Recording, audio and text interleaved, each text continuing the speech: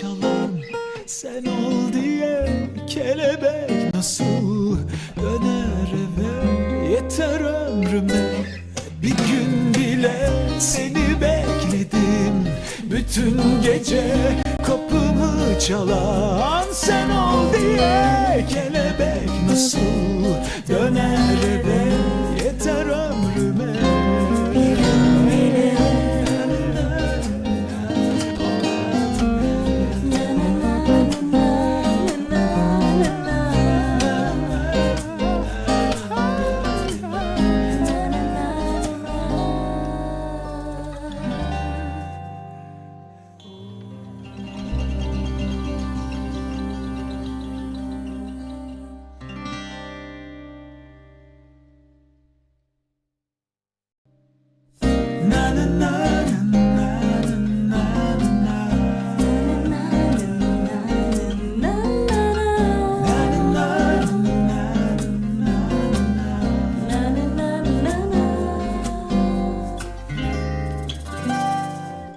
haklıydın aslında, tanımalıydım seni.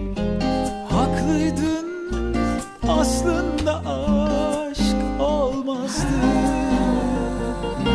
Yağmurdun izinden tanımıştım sesini.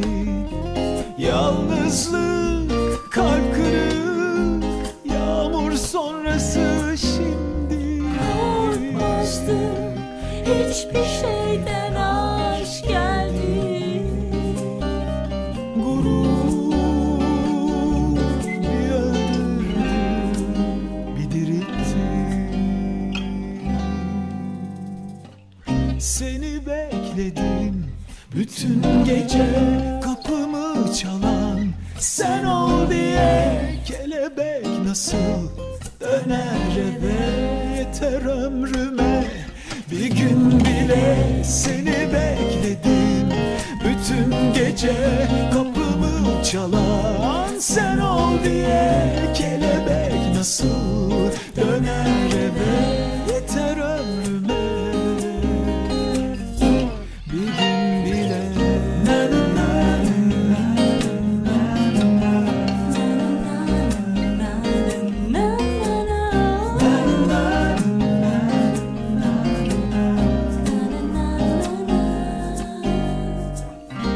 aslında zamansız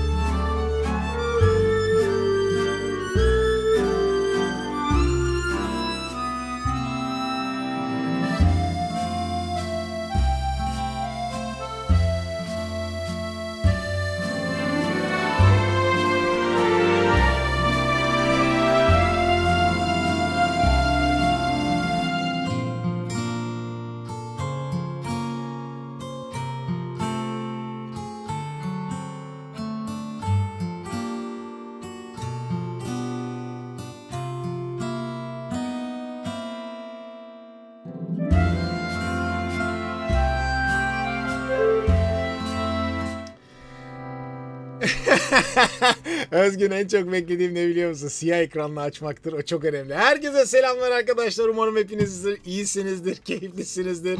Bir canlı yayınla sizlerle birlikteyim. Bugün umarım ses geliyordur. Her şey yerinde değil. 28.09.2025 10. sezonumuz. Herkese hayırlı, uğurlu, güzel olsun. Sizler nasılsınız? Keyifler nasıl? Özgüncüm, hoş geldin sen de. Sen nasılsın? Nasıl gidiyordur o? Hoş bulduk hocam. 10. sezon hayırlı olsun, güzel olsun, harika geçsin inşallah. Vallahi inşallah. Çift rakamlı yıllara ulaştınız Onlar, kanalda. onlar. olsun. Ya hep beraber ulaştık Özgün. Ya gerçekten Evet. nasıl diyeyim sana? 2015'te ilk beraberdik. Sonra 2018'de tanıştık. Sohbetler, muhabbetler. O günden bugüne 2025. Ve bu seneyi biz artık her şeyin sıfırlandığı sene olarak görüyoruz. Yani 10. sezona biz yeni jenerasyon ismini verdik. Yepyeni bir jenerasyonla karşı karşıyayız. Yepyeni beklentileri var. Biz de buna hazır bir şekilde yeni sezona giriyoruz diyebilirim size. Umarım çok güzel bir sezon geçireceğiz. Yakın zamanda üst üste hep yeni yapacağımız, yeni ekleyeceğimiz güzel fikirleri sizlerle paylaştıkça umarım siz de çok keyif alacaksınız. Çünkü gerçekten çok güzel bir 2-3 ay geçirdik Özgün. Özellikle yaz döneminde dinlenerek ne yapalım, ne edelim, bu sene neler hazırlayalım diye çalıştık ve çok da güzel projeler. Her geçen gün bunları göreceksiniz. Her ay sonunda sizlere çok güzel paylaşacağımız sürprizler olacak. Güzel şeyler olacak. Burada birçok arkadaşımız var chatte. Herkese bir selamlayayım. Turap burada, Suat abi burada, Anıl Kaya, Ekim, Ayşenur, bakıyorum Telmancım burada, Hegani burada. Valla yıllardır bizlerle beraber olan sevgili dostlarımız, arkadaşlarımız, sevgili Nedim Tayfun burada. Önce Malatya'nın yıldızıydı, şimdi İstanbul'da yıkıyor ortalığı. Ve Rüya Ecrin Çetinkaya selamlar. Bakayım başka kimler var, şöyle tanıdık tanımadık. Print, Dolu Kadahi ters tut var. Melda burada, Melda Korkmaz. Masal burada, Berkant burada, Rabia burada, Robin burada. Hepinize hoş geldiniz diyorum. Umarım güzel geçer her şey. Neler yaptınız, neler ettiniz Özgün? Şöyle bir Ali Selim hoş geldin. Aganiftullah burada. Vay, Timur burada. Muhteşem kadro. Herkese selamlar. Bugün ilk yayın. O nedenle herkesi bir selamlayacağım. YouTube algoritmaları yerdedir. 3 aydır çünkü yayın yapmayan bir kanalın algoritmaları her zaman böyle acılar içinde olur. Mümkünse bugün like günü. Ben sezon içinde biliyorsunuz çok like böyle isteyen biri değilim. Hani likelayın. Ama sezon birazcık sezona hazırlık diyelim. Isınma turları diyelim. İlk bir ay böyle geçecek. Biraz eziyetli. Ama olsun, biz kendimizi toparlamayı biliriz. Keyif almayı bildiğimiz için çünkü. Bu işi yapmamızın sebebi hani YouTube işçiliği hiçbir zaman olmadı. Bunu yıllardır hep söylüyorum. Biz YouTube işçisi, YouTube çalışanı değiliz. O nedenle de keyif aldığımız zaman buradayız. Sizlerle bir şey paylaştığım zaman buradayım. Ben de enerjik ve iyi olduğum zaman buradayım. İşe de böyle devam ediyoruz. Sadece böyle değil, Özgün de böyle devam ediyor. Bütün arkadaşlarımız da, bizim ekibimizdeki tüm herkes de, bence sizler de öyle devam ediyorsunuz. Özgün, birazcık şöyle bu yaz neler oldu? Çok kısa bir sohbet muhabbet yapalım mı? Müzik dünyasında Yani, tabii ki. Bence Türkiye tarihinin en zor müzik yazıydı. Hı. Çünkü müziğin kan kaybettiğini gördük. Evet. Bir kere festivallerden, bu konserlerden ortaya çıktı.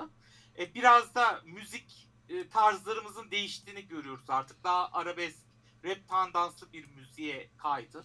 Bunun Doğru. dinleyicisinin çok olduğu gördük. Çok değerli insanları kaybettik. Maalesef. İşte Güllü'de olduğu gibi. Hepsine Allah'tan rahmet diliyorum. Amin. Sevenlerine başsağlığı diliyorum. Yani çok aslında kaotik bir yaz sezonu geçirdik müzikte. Yani aslında bu hani Perşembenin gelişi çarşambadan bellidir ya Özgün. Biz aslında geçen sene herhalde Şubat ayından, Ocak ayından itibaren sürekli yayınlarda bir şeylerden bahsettik. O bahsettiğimiz şeylerde kimi zaman izleyicilerimiz veya videoları izleyen kişiler bizleri eleştirdiler. Haklılar da tabii ki. Herkes istediğini düşünmekte serbest. Ama işin sonunda geçen süre zarfında aslında işin birazcık çıkmaza girdiğiyle alakalıydı benim eleştirilerim. Ve bu çıkmazlar da bazen daha da büyük çıkmazlara yol açabiliyor. İnşallah bu sene güzel geçer. 2025'in Eylül ayından itibaren çok daha yaratıcı ve daha fazla müziğin paylaşıldığı bir döneme gireriz. Peki o zaman peki bu sene Özgün karşımızda neler olacak? Mesela müzik yarışmalarından tut vesaire. Çok yakın zamanda bir intervizyon yapıldı değil mi? Aslında çok acayip bir şey. Biliyorsunuz yıllardır Rusya Eurovision'la yarışmadığı için, ki bu sene bizim senelerdir söylediğimiz İsrail'in de yarışmama durumu oluşabilir.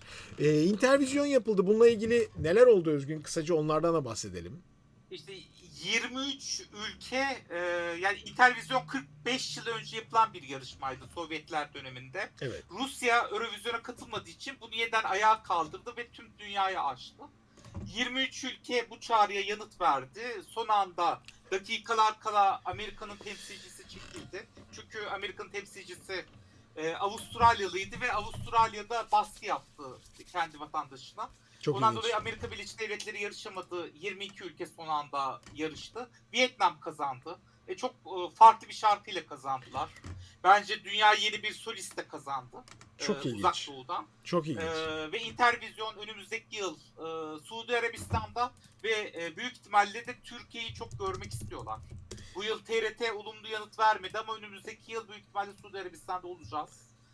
Türkiye için de yeni bir serüven başlamış olacak. İlginç. Kasım ayında da Eurovision şarkı yarışmasının için özel bir oturum yapılıyor. Çevrim içi oturum. 68 ülke kendi arasında İsrail'in diskalifiye edilip edilmediğini oylayacak. Ve şu an içinde 50+1 aranacak. Ve şu an gördüğümüz kadarıyla da 50+1 yakalanmış durumda.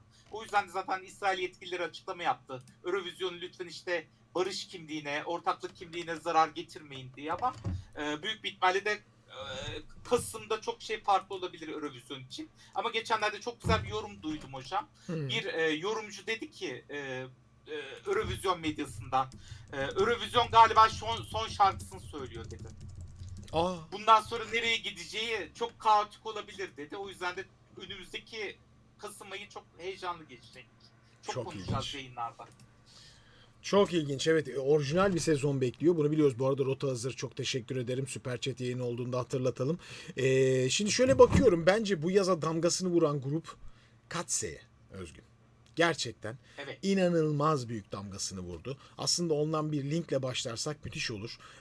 Ben de merak ediyorum. Ondan güzel bir canlı performans sezona iyi bir giriş yaptırır. Bu arada Emircan Batı diyor ki iyi yayınlar dilerim. Bana analiz yaptığınızda koroya gitmemi önermiştiniz. Ankara'da okurken 2 dönem belediyede yer aldım. Memleketteyim Samsun. Burada da TM korosuna başvurdum. Emircan Batı, tebrik ederim seni. Süpersin. Umarım işine yaramıştır. Mısır Sabi müziğinin öncüsü Ahmet Adaveya'dan özellikle uzun hava dinlemeden geçmeyin. Kuveyt'te tam konser kaydı bu. 30. dakikadan sonra öneririm, iyi yayınlar demiş sevgili Melda. Melda, bu Arap şarkıcılarda son dönemde bir değişik bir şey var. Şimdi eskiden ben böyle Arap şarkıcıların analizlerini yaptığım zaman hiçbir zaman böyle telif sorunlarıyla uğraşmazdık. Sonradan gözleri açıldı bu grupların ve ne kadar eski kayıt vesaire şu bu varsa böyle telif şeyine tutuyorlar. Yani telif bombardımanına tutuyorlar. Ben 30. dakikasını ayarlarım bunu ama yani altını incelerim. Eğer böyle telif trafiği varsa hiç girmem. Bilgin olsun şimdiden. Sonradan hani neden yapmadın hocam falan diye kızmayın bana.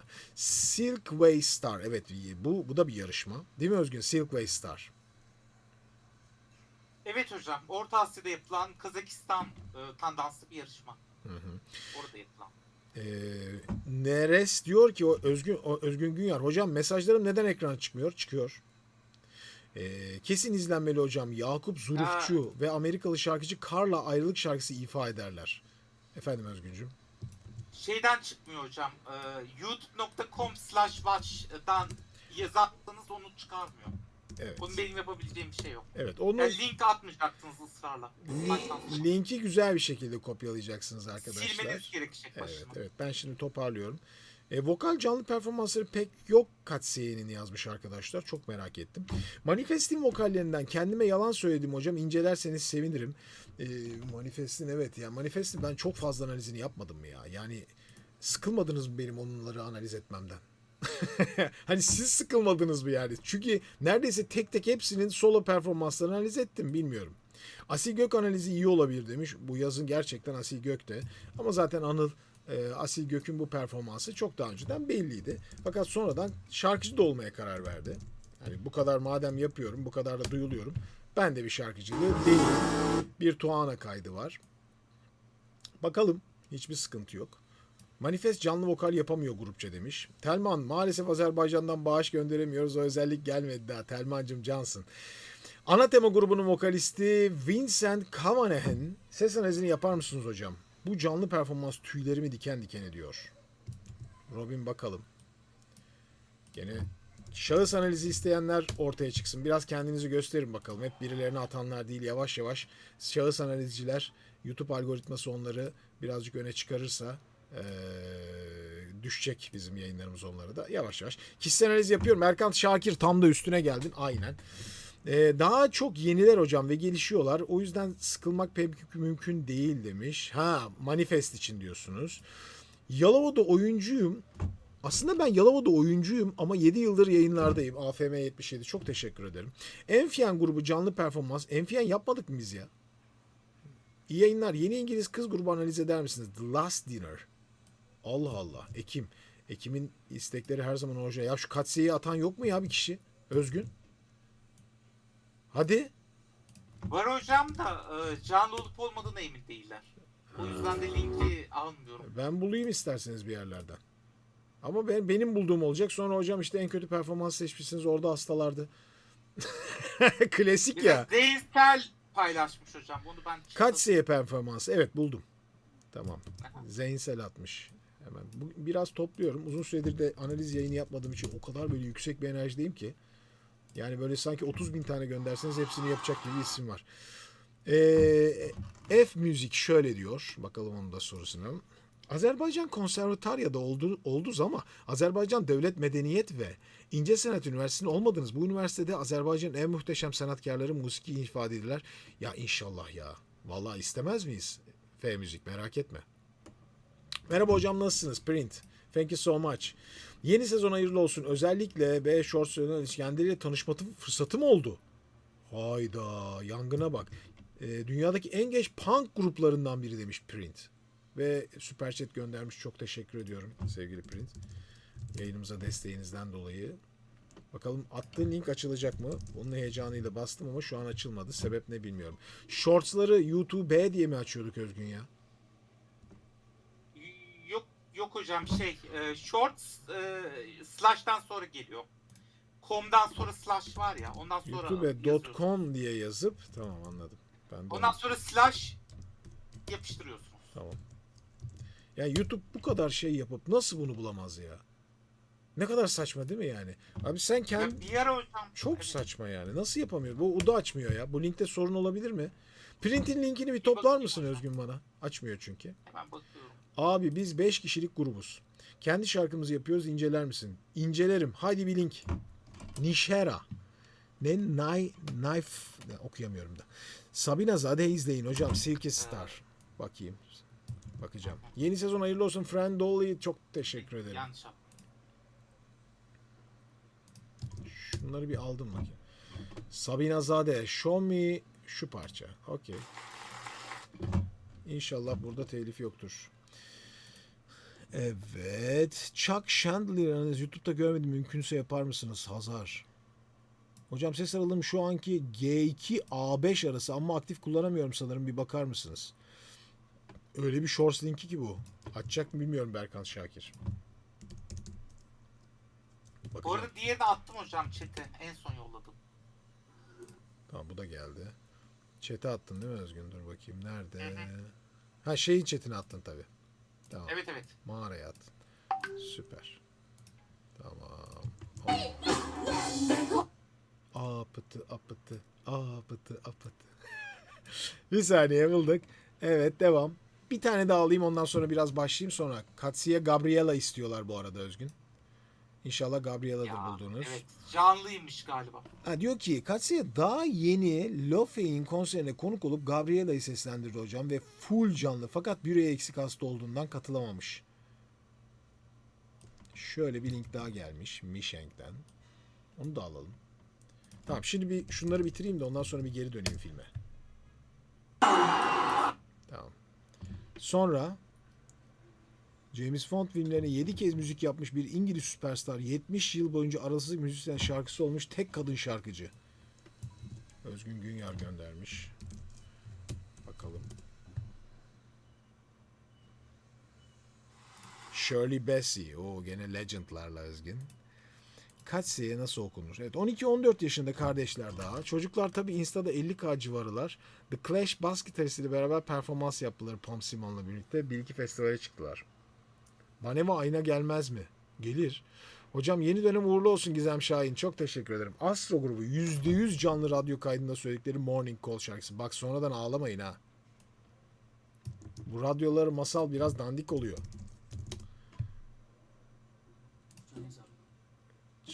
Şöyle Lindon Game. Muse fena olmaz. Vallahi olmaz. Hocam çok kısa bir kayıt lütfen bakar mısınız Zeynel? Bir şey diyeceğim size.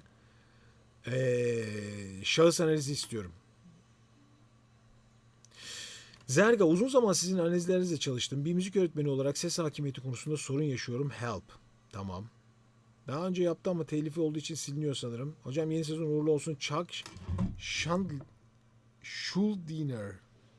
Schuldiner ses analizi. Hazar. Almadım biraz önce. Bakalım neler oldu. Bir tane daha alıyorum. Kim bu adam? That. Evet. İyi yayınlar izliyorum. Yeni dönem hayırlı olsun. Çok teşekkür ederim Hans. Hocam mesajım gözükmüyor. Ezgi gördüm. Nana'nın şarkısını konuşacaktık. Hatırlamadım. Hasan Mutlucan analizini göndermiştiniz. Evet. Enfiyenciler burada. Kore'ye videoları telif hakkı yaman oluyor. Aynen öyle F-Müzik. Hocam özledim vallahi. Dede Can Dede'yi size yolladım, dinler misiniz? Adem Karabulut. Hocam iyi yayınlar. Geçen yıldır gelemediğiniz Ege Konservatuarı konserimizden yolları merak ediyorum. Mehmet Demirkesen hani link? Peki tamam. Şimdilik şöyle bir dalıyorum. Tamam, bayağı aldım çünkü. Bayağı aldım. Ben şu Katsiye ile başlayacağım. Nerede bu Katsi? Katsi. Bu Katsi'nin bir performansını daha atmıştın değil mi Özgün sen? Onu bulamadım. Yok atmadım hocam, Zeyn'de paylaşmıştım. He. Söylemiştim. Böyle bir şey var bir tane. Bakayım başka var mı? Buldum. Zeysel Tamam atmıştı. buldum. O da buydu. Ekran nasıl gözüküyor? Hemen bir kontrol edelim. Uzun süredir yayın yapmadığımız için. Karman çorman bir ekranla. Yo güzel. İyi. Hadi bakalım o zaman. Evet, bu sezona ilk analizi Özgün. 10. sezon. Katsiye. Evet. Nasıl okunuyor bilmiyorum Katsiye'ye. Cat's Eye diye yazdılar. Cat's Eye. Cat's Eye. Okey. Telif var mıdır? %100 var. Gabriela'nın remixiymiş bu. Hala doğmuş bir grup değil mi? Tamamen yarışma üzerine doğdu Cat's Eye. Benim bildiğim o. Şöyle bir inceleyelim. Cat's Eye. Baksana şuraya. İnanılmaz. Ve herkesin ilk sorduğu soru şu. Cat's Eye bir K-pop grubu mu? Haydi buyurun. Ya bu aslında bu işin özü olarak sunulabilir. Çünkü aslında şöyle bir plan. Cat's Eye grubunun yapısı. Bu kadar Kore pop grupları ünlüyken, bu kadar dünyada global olabiliyorken neden bir Batı grubu, Batı'da kurulmuş grup dünyada başarılı olamasın formülü üzerinden kuruldu ve devamlı şöyle bir his yaratıldı. Bu grup bir K-pop grubu. İsmini bile K ile başlayıp, yani K-pop gibi Cat's Eye'la birleştirerek böyle bir taktik ürettiler. Bakın yani 2023 Los Angeles, Kaliforniya doğumlu bir şey. Bakalım K-pop grubu ne yazmış bunu? K-pop starlarına ilham alan küresel kız grubu. Ya küresel kız grubu bile denebilir. Bir yapı oluşturdular. Yani başlangıç olarak hatta şarkılarına bakar mısınız abi? Cat's Eye'in şarkı isimleri Korece yazıyor Özgün bazılarında. Yani aslında bir imaj yaratıldığını unutmayın. Hani her yapılan iş sonuçta bir ticari amaç taşır. Cat's Eye grubu. Ama tabii şeyini okumadım. Bir okusaydık da iyi olurdu hazır girişte. Çünkü benle beraber ilk defa izleyecekler de vardır. Cat's Eye. Kedi gözü anlamına geliyormuş. Tamam büyük harflerle Katsey olarak stilize edilmiş. Grup 6 üyeden Daniela, Lara, Manon, Megan, Sofia, Yunche. Filipinler, Güney Kore, İsviçre, Amerika Birleşik Devletleri'nden üyeleri varmış. Cat's Eye küresel bir kız grubu olarak tanıtılmış. Şarkıları falan fıstıkan yapılmış. İlk yüzlere sokmuşlar billboardlarda. Haydi bakalım. Ama bunların çıkışları bildiğim kadarıyla bir yarışma olması lazım. Onu sen biliyor musun Özgün? Burada yazmıyor ne oldu.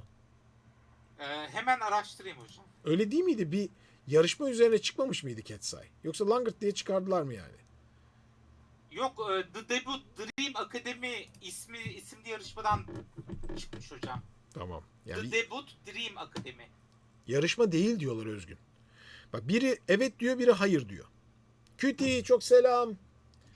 İşte burada bir kaos var Vallahi birinci hocam, dakika. Popstar Akademisi Evet. Cat's Eye diye bir link Dream. yolluyorum hocam. Dream Academy diyor şimdi arkadaşlar. Dream Academy Evet, diye bir evet, yarışma. Tamam. Yani Bir chat'e aslında bakar mısınız hocam? tabii bakarım Ha. tabii. Sıkıntı Tamam. yok, sıkıntı yok. Yok, genel olarak chat zaten hayır, herkes yarışmadan çıktığını söylüyor. Zaten hiç konuşmaya bile gerek yok. Olay. Tabii bu bir canlı performans gibi gözüken ama canlı olmayan bir performans. Yani bayağı altyapı üzerine söylüyorlar ve dans ediyorlar. Yani şimdi şöyle bir şey oluşmaya başladı. Bu daha bismillah da gireyim. O kadar ağır dans koreografileri yapılıyor ki bu gruplara. Artık solistler de öyle. Bak tekli solistler de öyle Özgün. Ya grup değilsin. Sadece bir solistsin. O kadar ağır dans koreografileri var ki şarkı söyleyemiyorlar. Ve o nedenle bu altyapı kaçınılmaz hale geliyor. Yani altyapıda devamlı söyleyen bir vokal var. O da onlara eşlik ediyor. Ailece söylüyorlar. Hatta bunun bence dünyadaki zirvesi Label C5. Bence dünyada zirvesi. Yani hani madem altyapı var, stüdyoda okumuşum, ne işim var canlı okuyorum. Ne kadar gelebilir bu? Çünkü zaten var müzik, anladın mı? Yani şimdi bu kızların bu görüntüleri prova gibi aslında. Yani elde bir mikrofon var. Yani mikrofon olmasa ne olacak? İşte onu Level C5 yapıyor. Ne oluyor? Ya işte yapmasın etmesin diyorlar. Sonuç? Zaten altyapı var. Yani müzik ve vokal zaten geliyor. Anladınız mı? Siz bir konsere değil aslında bir tape show izlemeye ve dans izlemeye gidiyorsunuz. İşte bakalım o gün ne giymişler kızlar. Dur ben de işte oradaydım selfie. İşte beraber işte Cat's Eye'a gittik. Hastasıyım. Benim bir yasım bilmem ne. Yani çok acayip bir dünya var Özgün. Ortada olmayan tek şey müzik. Yani şarkıcılık yok. Oğluka'da olmayan tek şey şarkıcılık. Onun dışında mükemmel bir vokal geliyor zaten arkadan. Yani sadece ağzını oynatıyor şu kızcağız. Diğerleri poz veriyor. Bunlar da role giriyor. Bu ortadakinde. Yani zor bir dünya. Kolay bir dünya değil. Ya bence şöyle yapalım. Parça üzerinden gitmeyelim. Çünkü bence bir şova dönüşmüş. Cat's Eye live diyelim. Böyle bir çok vasat bir yerde bir performanslarını bulalım. Acaba var mı öyle bir şey böyle? Ailece söyledikleri. Hani eve yemeğe gitmişler beraber söylüyorlar falan. Ha mesela belki Wish, belki Filipinlere de gitmişler. Çünkü bir tane üyesi Filipinli. Bu programı biliyorsunuzdur, Wish Radyosu'nun programı. Müthiştir. Böyle bir otobüsün içindedir bunlar. Otobüs stüdyo, millet dışarıda falan. Ya burada da bir canlı bir şey gibi yok. Nasıl bir şey? Çok acayip abi. Ya bu artık bizim yeni dönemimizin bir kaosu. Evde bile şarkı söylemiyor bu kızlar. Ne acayip değil mi? Söyletmiyorlar yani. Hani belki çok iyi sesleri var. Yani bu grup bir yarışmadan geldiyse çok da fena değildir diye düşünüyorum. Nereden bulacağız peki bunların canlı söylediği şeyi? Ha?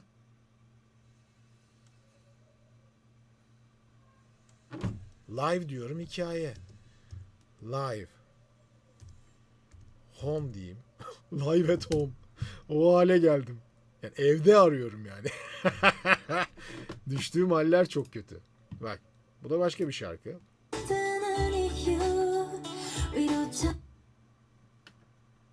Ne yapacağız abi?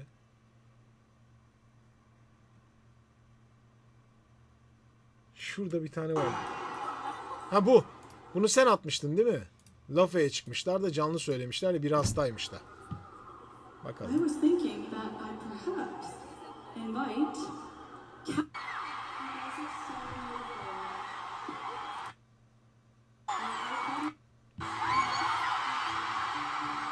Abi Katseye My Way live performans yaz çıkar diyor. Bakacağım.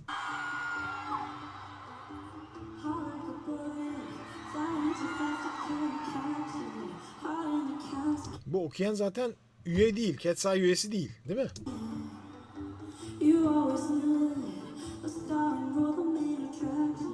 Yalnız özgün bir şey değil mi?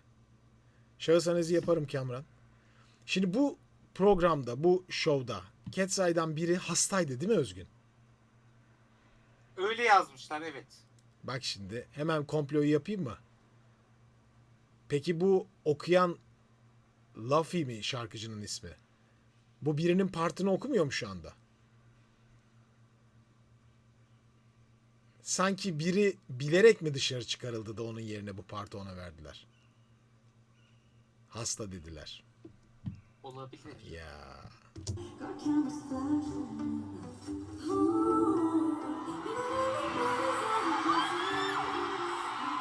Çok güzel kafa sesleri. Şu kızımız okuyor.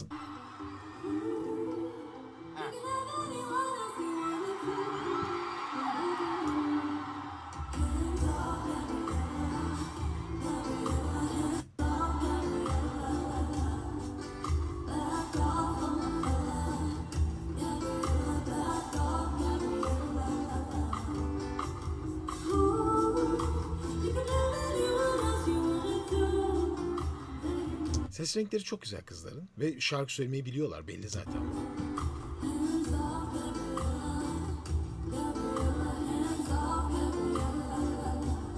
Daha iyi bir grup seçilmiş. En azından şarkı söyleyebilen şarkıcılar.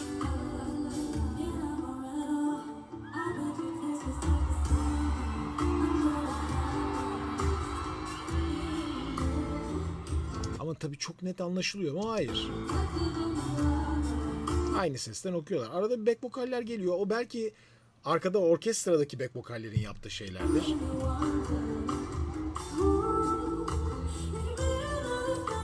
Evet, soldaki kız aktif.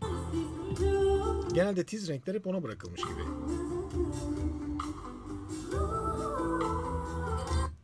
Şimdi hangisi? Bu girişini yaptı, bu mu aldı sonra? Evet, çok güzel tam sesler.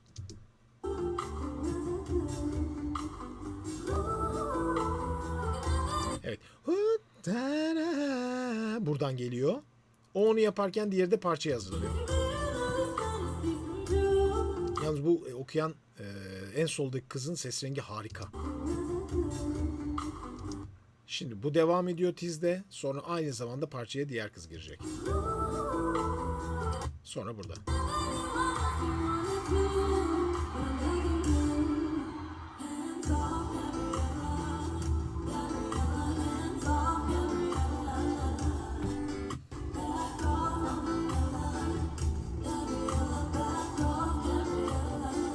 En soldaki kadının adı Lara hocam. Lara Raj. Yok, sesler güzel.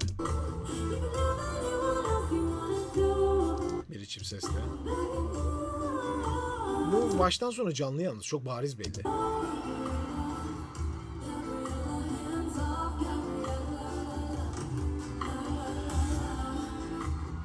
Ya açık söyleyeyim, biliyor musunuz? Hani benden manifest isteyip durdunuz ya. Benim manifest grubundan beklediğim buydu ya. Yani bu vokal kalitesi çok güzel bir kalite değil mi yani? Hiç sekmiyor. Şıkır şıkır hepsi şarkı söylüyor. Ya bu güvenle izleyebileceğim bir şarkıcı grubuna dönüşüyor. Tabii benim beklentim başka bir şey.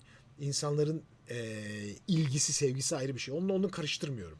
Başka bir şey yani sonuçta, ama hani kafamda ideal bulduğum bir grup şarkı söyleyebilen, iyi söyleyebilen şarkıcılardan kurulmalı. Çok sesli, açık, müzik kulağı gelişmiş vesaire bir takım becerilerle de olsa daha iyi olur. Ama manifeste eleştirmek için demiyorum bunu. Bak, ikisi ayrı şeyler. Ülkemizde oluşturulmuş bir grup o. Onun becerisi vesairesi. Dünyada da birçok o tarz grup var. O beceride gruplar var. Ama bu daha ideal benim için.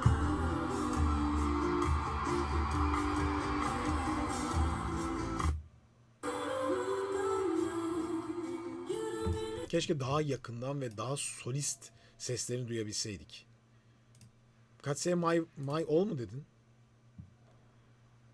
Dur bir de ona bakacağım. My Way'di. My Way buldum. Katseye My Way live. Şöyle bir ailece oturdukları var ya, akustik. Olsa ne kadar güzel olacak. Ne kadar güzel. Yok ama. Yok ya, bu hiç daha böyle Katseye, Ajo Stitch falan yapalım. Ajo Stitch yok. Hah. Bunlar Katseye grubu mu? Ketsai grubu mu?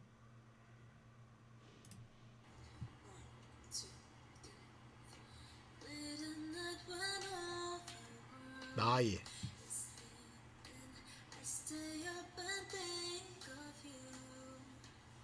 Bu değil mi? Evet. Yo no puedo creer que tú te acercaste de mí. Çok temiz. Te amo, yo también te amo. Çok seslilik temiz. I'm dreaming. Oy. Evet abi. Yani şimdi bu seviyeyi görüyorsunuz değil mi? Hem renkler güzel, hem eşlikler güzel. Müzikal beceri zaten bir seviye, çıtada. Bu çıtanın altında olmaması işte işi değiştiriyor. Her şey değişiyor. Bu gruptaki şimdi şarkıcıları ister ileride solo söyletirsin, ayırırsın, tekli grup yapar, tekli şarkı söyletirsin.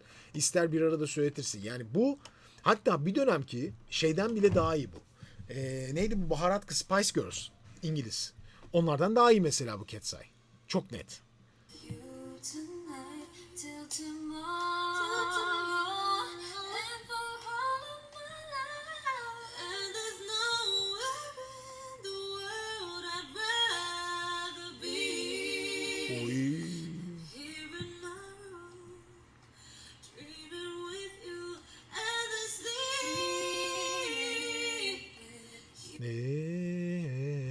İkinci ses de çok güzel parçalanmış. Her şey çok güzel planlanmış. Fena. Şimdi bunun üzerine bir şey diyemem abi. Tertemiz. Böyle olduğu sürece diyecek hiçbir şey yok. Ses renkleri harika. Aynı grup mu? Değil herhalde. Bunlar başka bir şey ya. Hayır ya bu Cat's Eye değil. Bu mu? At least I can say, that I did it my way. That's better like 95 tiny smile. Hands up, no stop. Yalnız var ya şu kız Koreli mi Filipinli mi? Bu kız Koreli'ye benziyor bu esmerli değil mi? Bir baksanıza. O da mı Cat's Eye'dı? Abi bayağı imajlarını değiştirmişler. Başka insanlar olmuş. Bu kız nereli abi? Filipinli. O kadar keskin bir sesi var ki. En keskin ses. En çok Koreli'ye benzeyen kız bu biliyor musun? Klasik Kore kız grubunun solisti bu gibi duruyor. At least I can say, that I did it. Allah'ım yarabbim böyle bunun şarkılarını coverlamam ama şu Cat's Eye'a Birds of a feather, we should stick together. I know I said I never think I wasn't better alone. Can change the weather, might not be forever, but it's ortadaki Koreli diyor. İsmi Sofia. Keskin sesli olan. and I don't know what I'm crying for. I don't think I could love you more. Might not. Müthiş güzel uyumları değil mi ama ya tertemiz ya. İlginç. Şimdi en başta söylediğime geri dönelim. Bir grup oluşturalım demişler. Ne dedik? Öyle bir grup oluşsun ki bu oluşan grup aslında K-pop izleyicisinin yapısını hissetsin. Yani K-pop izleyicisi bu K-pop grubu galiba diye önce yakalasın. Fakat önlerine sunduğumuz grup tamam global tipte bir grup olsun ama iyi şarkıcıları da oluşsun. Başarılı iş. Tertemiz. Feeling, but baby, Wow, ne kadar temiz. Müthiş, müthiş, müthiş. Tertemiz. İşte aradığım şeyler bunlar benim. Gerçekten canlı canlı okumalar. Bunlar ne bakalım? What are you talking about? My wardrobe. Bunlar gak gak gak gak muhabbetler değil mi? Şarkı yok bunlarda. Genelde. Ama bayağı bir şeyler gördük. Keşke solo hepsini görseydik ya. Bu kız o gruptaki kız mı bu? Yoksa çakması mı? Hı? Bakın bakalım. Bakacağım. Gerçekten çok iyi seçilmiş Mişenk. Ben de aynısını diyorum. Bu kız peki çocuklar gruptaki kız mı bu? Lara Raj mı? Evet o kız tamam. Garantiye alayım da abuk subuk bir şeyleri izleyip o diye sonra şey yapmayayım. Çok merak ediyorum çünkü gerçekten ses rengiyle çok main vokal değil mi? Belli zaten. Ya bu aslında Scherzinger'e çok benziyor Özgün. Stil olarak farkındaysan. Evet. Onun o dominantlığı var bu kızda. Evet. like a bullet, flying too fast, I couldn't catch it. Heart in the casket. You always knew it. The star of all the main attraction.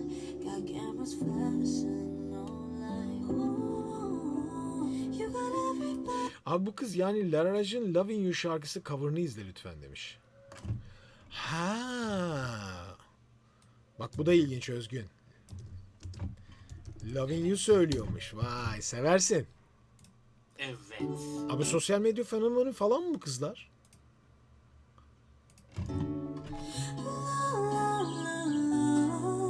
Tabii stüdyo kaydedilmiş versiyonun videosu. Loving you is easy 'cause you're beautiful. Making love with you is all I wanna do. O kadar çok havalı ki. Ben içim sıkıldı. Ne anlamda sıkıldı? Şu dip ses vardır ya altta. Loving you. Ya bir yerde kullanıyor, devamlı kullanıyor. Bir de o var yani, devamlı. Loving you is more than just a dream come true. And everything that I do Beklediğimiz yer neresi? Islık tabii. is a Hindistanlı bu kız diyor Seval. Vay. Ulan ne nasıl bir grup bulmuşlar ya Özgün. Dünyanın her yerinden insan var. Hocam 4 kıta. Tabii 4 kıta. Hani nasıl tuttururuz? Filipin bulduk, Kore bulduk. Anladın mı? Hint bulduk. Vay anasını. out of loving you. La la la la la la. Do do do do. Geliyor. Hazır mısınız? Heyecanla bekliyorum. Falan filan. Ama bu kayıt canlı değil. Vocals only falan diyor da Ariana Grande. Ha böyle bak. Bu canlı.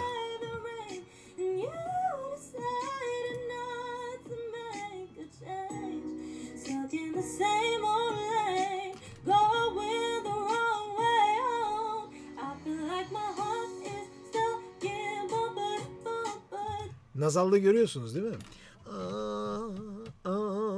Bu ya şöyle genelde bu nazallıkla ilgili aslında senelerde söylediklerimi şöyle bir tekrar toparlayayım mı 10. yılda? Nazallıkla ilgili çok ilginç bir dünya var. Nazal dünyası. Bu dünyanın bir kısmında nazalı çok kullandığınız zaman tür bozuluyor, lezzet gidiyor. Bazı tür şarkılarda da nazalı kullandığınız zaman lezzet geliyor. Şimdi bu stil şarkılarda zaman zaman R&B, İngiliz tandanslı müziğin içinde nazal kaçınılmaz. Çünkü nazalı kullandığınız zaman sanki parça burnundan düşecekmiş gibi bir tada dolaşıyor ve bu tarz parçalara çok yakışıyor. Ama bazılarında da bu nazallık parçayı küçükleştiriyor, kısırlaştırıyor. Okumadaki hacmi azaltıyor. İlginç, garip, farklı olaylar. Her birinde farklı değerlendirmesi ve nasıl diyeyim %100 bir doğru yok. Her müzik türünün kendi gereksinimleri var. Yani şunu çıkarabilirsiniz. Nazal yanlış değildir. Nazal ne kadar kullandığınızla alakalıdır. Nerede, neyi kullandığınızla.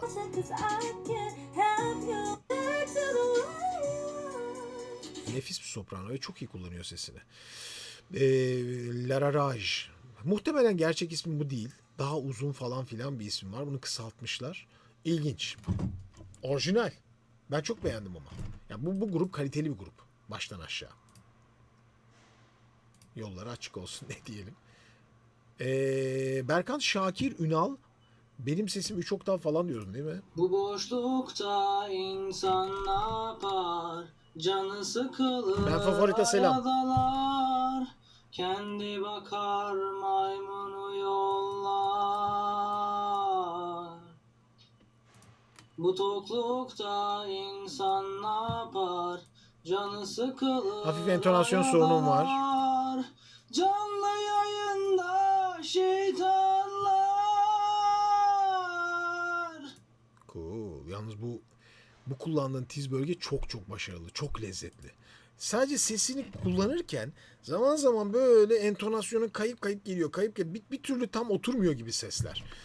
Fakat gerçekten güzel bir aralık mesela bu kullandığın tiz bölge. Ne yapar? Mesela pes bölgeleri bak şimdi. Ayadalar, Çok serbest ki. Aradalar gibi. Ya pek özenmiyormuşsun gibi yani. Bak biraz önce mesela o kızı izlerken nasıldı? Bir şeyler katarak sesinin rengini daha farklı bir gizemli bir hale getiriyordu. Bak Ne yapar? Canı sıkılır, aya dalar.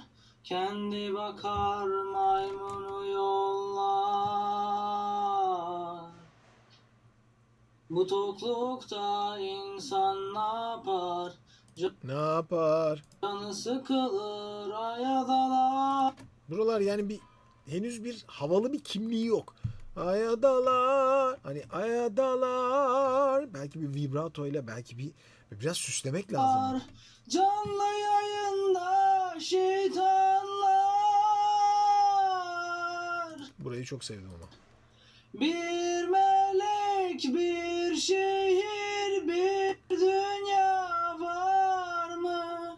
Bir insan, bir güzel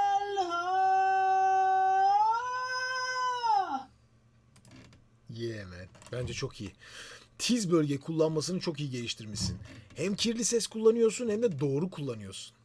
Yıpratmadan, tam yerinde tadında kullanıyorsun. Basmadan, sakin sakin ki Berkant'ı izlerseniz görürsünüz tiz bölgesinde. Şuraların sıkılmadığını izlersiniz. şeytanlar. Görüyorsunuz değil mi? Burada damarlar falan böyle kendini kaybetmiş biri yok. Bir melek, bir şehir, bir dünya var mı? Bir insan, bir güzel Temiz. Güzel tenoral bir renk Berkant. Var mı başka videoların? Burada da bir şey yok. Sadece liste dışı atmışsın. Güzel. Yaptığın şey güzel. Sadece bir denge. Bir de böyle bir güzel bir grupla falan çalsan veya böyle iyi bir karaoke üstüne söylesen acaba nasıl söylersin onu da merak ettim. Yayın sırasında gönderilenler yeni sezonunuz hayırlı olsun. Kendiyle tanışma fırsatım oldu. Tamam almıştım onu. Bu küçük kızımıza bir ses analizi yapar mısınız? Ergun Ali göndermiş. Onu da alayım. Geçmişte kalmasın. Süper Chat'te göndermişti sevgili Ergun Ali. Bilemedim aman niye böyle yakar aralar. Kim bu kız ya? Ergun Ali. Hadi bakalım söyle kim bu kız? Sen duydun mu Özgün bu kızı hiç? Yok hocam bir Çok şey absürt. denk geldi. Çok absürt. Evet. Şimdi bu kim acaba? Hadi bakalım. Bu küçük kızımız ama bu acayip şarkı söyleyen bir kız. Yani belli aile falan fena müzisyen. Kendi başına böyle söyleyemez bu kızcağız. Belli bir müziğin içine doğmuş bir kız bu kız. Bu kadar geçkiler falan filan normal değil. Dinleyeceğim bir daha. Bir yorum gelsin. Tanıyan var mı? Hadi.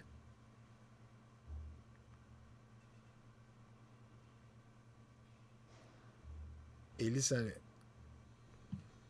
Atıp gittin değil mi Ergun Ali? Ergun Ali neredesin? Dur bakalım yazacak mı? Ergun Ali gelirse Özgüncüm bana hatırlatır mısın? Ben bir daha Tamam, dinleyeceğim. hocam. 46 saniye zaten. Kayıt çok kısa. Bilemedim aman niye böyle yakar aralar. Ah olan anılar. Hemen buraya kadarını şöyle küçük küçük bakalım mı? Ya da hadi bakmayalım devam edeyim. Bu benim hatamda çıkmaz kafamdan anılar. Ah olan anılar. Bilemedim ama Tanımıyoruz. niye böyle yakar anılar. Ah olan anılar. İnanılmaz yetenekli. Benim hatamda çıkmaz kafamdan anılar. Ah olan anılar. Kim bu kız? Ben Keşfet'te görmüştüm bu kızı. Kamran Mustafazade. Şimdi tamam şöyle bir benim klasik bu tarzda şeylere söyleyeceğim analizlerimden bir tanesini. Tanımıyor. Kimse tanımıyor şu an chatte değil mi? Hiç kimse tanımıyor. Sadece keşfetlerde karşılarına düşmüş. Ergun Ali de yüklemiş videosunu ama o da bilmiyor. Ben şöyle bakayım. Bakın şimdi.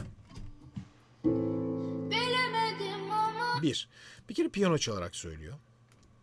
İkincisi kendinden çok emin. ne yaptığını çok iyi bilerek yapıyor. Yaşı maksimum böyle 13, 12, 14 bu aralarda bir yerlerde. Çok emin girdiği çok emin. Çok iyi bilerek yapıyor işini. Bakın. Bilemedim aman. Giriş net. Aman. Niye böyle yakar? Bir anda falsete geçeyim. Niye böyle yakar? Anılar. Pese inip. Bu çok güzel bir yorum. Muhtemelen kulağında bu yorumu daha önce birilerinden duymuş. Çünkü çok tam böyle hani Türkiye'deki roman yorumlarından biri. Keman stili. Çok güzel. Bilemedim aman. Niye böyle yakar? Aralar. Ergun Ali buradayım hocam. Balkan Magi kızın ismi. Balkan Magi ya. Bak nerelere geldik Özgün. Gene nerelere geldik. Hadi bakalım. Balkan Magi. Çok yetenekli. Dedim ya belli ki böyle ailede müzisyen fırtınası var ama bulana kadar tabii Balkan Magi'yi nereden buluruz hiçbir şey yok. Tam ismi bu değil. Bu arada. Yok. Yani öyle yazınca çıkmıyor. Neyse sıkıntı yok. Devam ediyorum. Şimdi buradaki bu bu var ya şu boyunlu. Nameler harika. Çünkü kulakta var. Benim hatamda. Şimdi okudukça gördüğünüz gibi başta parçayı önde okumaya başladı. Sonra gittikçe boğaza doğru boyun dikleşerek içeri gitmeye başladı. İzleyin. Çıkmaz kafamdan. Kafa seslerini kullanıyor. Hafif detone. Ah ulan anılar. Nefis. Buna hiçbir şey diyemez. Müthiş. Bilemedim aman. Gittikçe amanlar kapalı ağzı ve boyuna gelmeye başladı. Şimdi neyin olacağını gösteriyorum. Şimdi anlatacağım. Niye böyle yakar? Şahane bir kafa sesi. Anılar. Ah ulan anılar. İnanılmaz. Benim hatamda. Çıkmaz kafamdan anılar. Ah ulan anılar. Nefis. Şu boyun hikayesi var ya, bu boyun en büyük belalardan biri. Zaman içinde sesin şurada söylemesi var yani.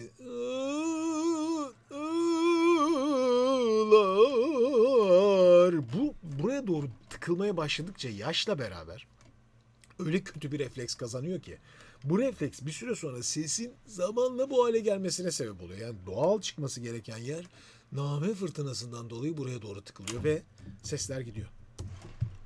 Evet gidiyor. Magi Queen bulduk Özgün.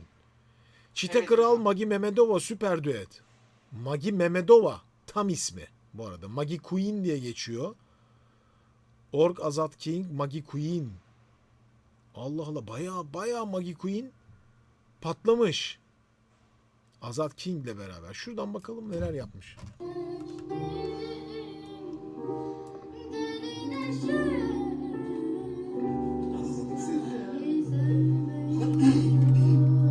O nasıl bir bas ya?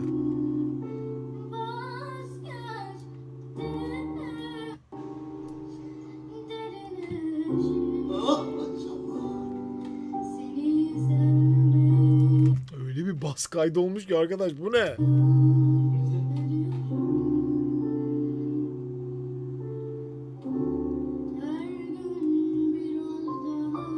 Ağız ne kadar kapalı izliyorsunuz değil mi? Bakın.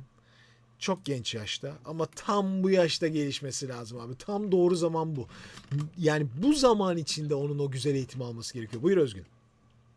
Bu arada hocam chat'e şey yaptım. Kişisel hesabı orada daha çok akustik performansı var. Öyle mi? Aha. Magi Queen YouTube'da var mıymış? Yok TikTok'ta hocam. TikTok'ta var. Bugün zaten bugünlerde artık TikTok dünyamız tamamen. Orada herkes. Ve bu yetenekler kendilerini TikTok'ta gösteriyorlar. Ama bence eksik kalıyorlar. Onu söyleyeyim. Şimdi burada evet Magi Queen. Şimdi, evet buradan alınmış o videolarda. Bir sürü...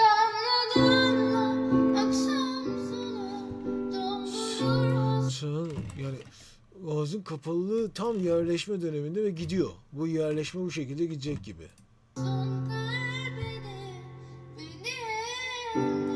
Tamamen boğaza yüklenerek çıkan son üç ses. Dikkat edin. Görüyorsunuz değil mi?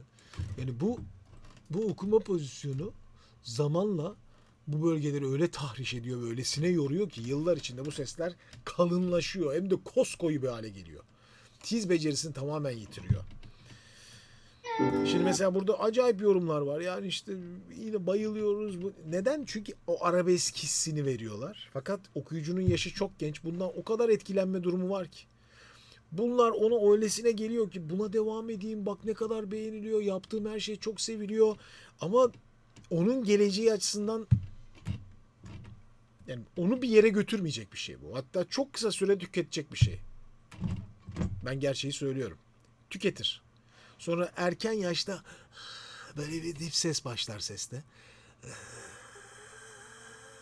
Bu şekilde çıkan sen sana gittikçe kısılmaya başlar. Bu güzel, pırıl pırıl, olağanüstü yetenekli ses gittikçe daha koyu ve kırılgan, bir türlü kendini toplayamayan bir hale gelir. Maggie Queen, eğer beni izliyorsan lütfen eğitim alacağın zaman şimdi. Geçirme bunu. Tam zamanındasın. Düzgün bir eğitim al. Doğru dürüst bir şan eğitimi al. Bir müzik okulunda doğru bir eğitim al ve kendini başka bir yola evir. Bu güzel. Buradan senin yeteneğini tanıyıp hayran oluyoruz. Ama bu seni geleceğe taşımaz Maggie Queen. Taşımaz. Gaza gelme. Hiç kimsenin gazına gelme. Yoksulsun da kapıldı. Düşeyemez de. Öyle kalmaya başlamış gördüğünüz gibi. Bu stil nasıl yerleşiyor görüyorsunuz değil mi?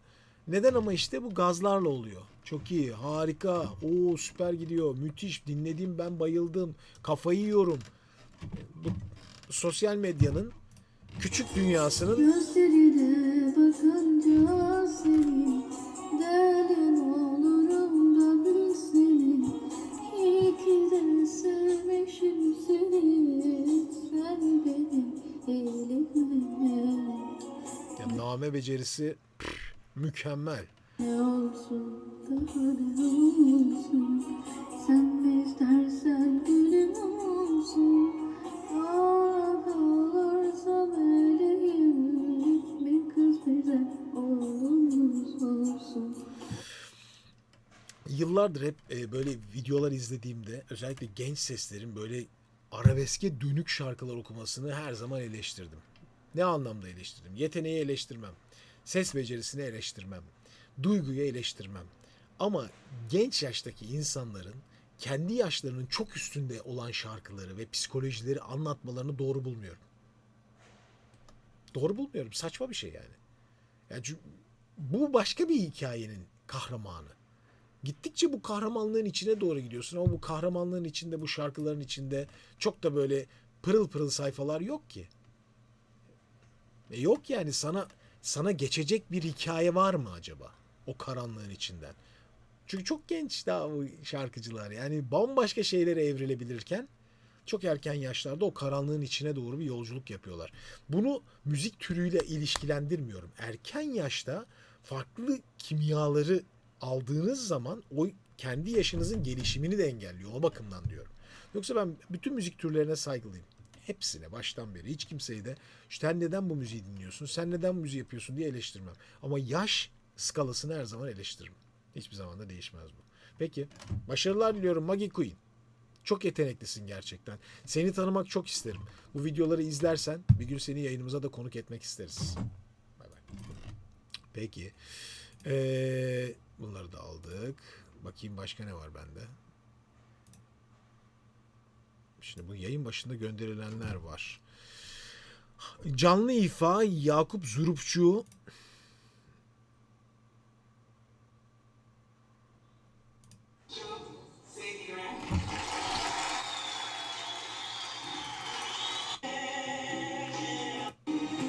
Mügenni Carla ile ayrılık. Amerikalı Mügenni.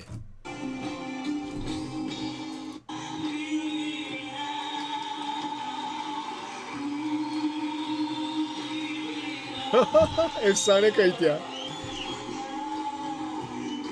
Yine Muhtemelen Yakup Zurufçu çok tenor olması lazım ki bu renge eşlik edebilsin. Ya da çok ağır bir bas. Evet, kadının duruşu efsane yalnız. Hani böyle ellerini bağlamış tamamen aşağıda. Bayağı utangaç bir halde.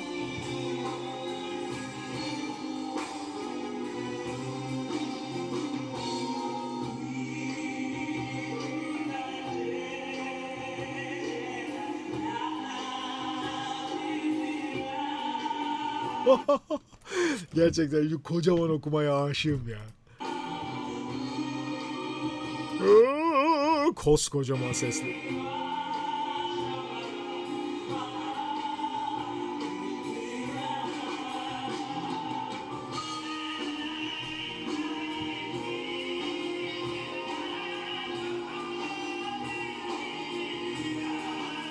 Net bir tenor belliydi zaten.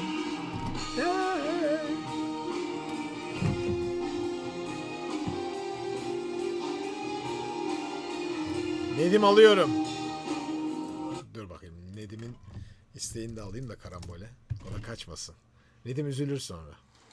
Oo, Alman.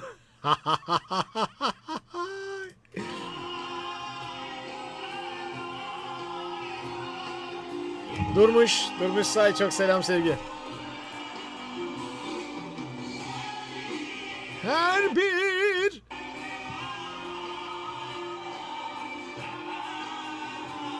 yalnız şimdi çok acayip bir renk farkı ortaya çıktı. Yakup Zurufçu'nun tenor rengi, evet çok tiz sesler var ama hacim olarak gerçekten Amerikalı Muganni Carla çok daha hacimli bir renge sahip.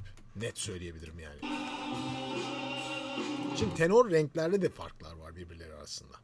Daha geniş hacimli, büyük, geniş hacme sahip tenor renkler de var. Biraz Yakup Zurufçu daha parlak, keskin bir renk.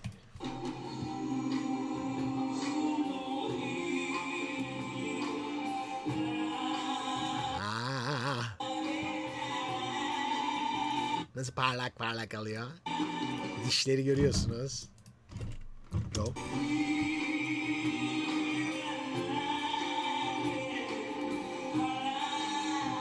Hara. Sonra aslında biraz klasik bir okuma, yani kimse şov yapmıyor. Sakin sakin okuma yapmış.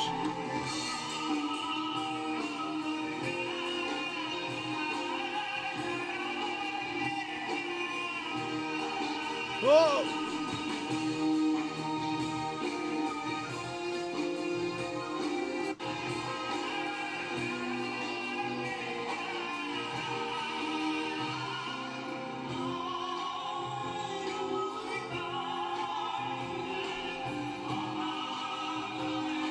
Oh!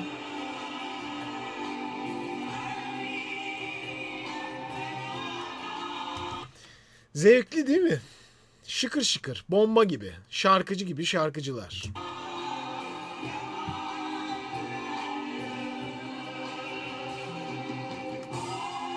Oy.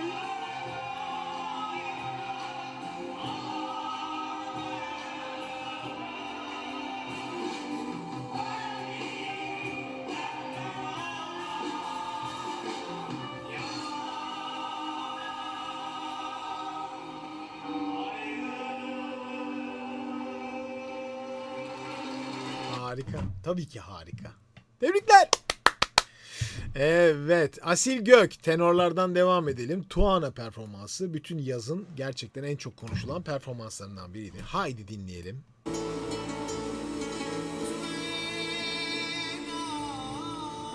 Bu arada bu parçayı çıkarmış Asil Gök. Çıkmış yani Asil Gök Tuana. Değil mi? Yayınlandı mı bu parça? Süheyla mı? Yayınlandı. Efendim Özgün? Spotify'da falan var. Tuhaf. Var. Çıkarmış da. Evet. Bakalım. Öncelikle Tuana'nın orijinaliyle aynı tondalar mı? Onu bir kontrol edelim. Çünkü hani Levent Yüksel öyle bir yerden okudu ki bunu senelerce. Yani okumak için herkes bütün aynı ton. Evet. Şimdi buradan bir kere kafadan Levent Yüksel vs. diye gidebiliriz de hafif hafif. Hadi gidelim.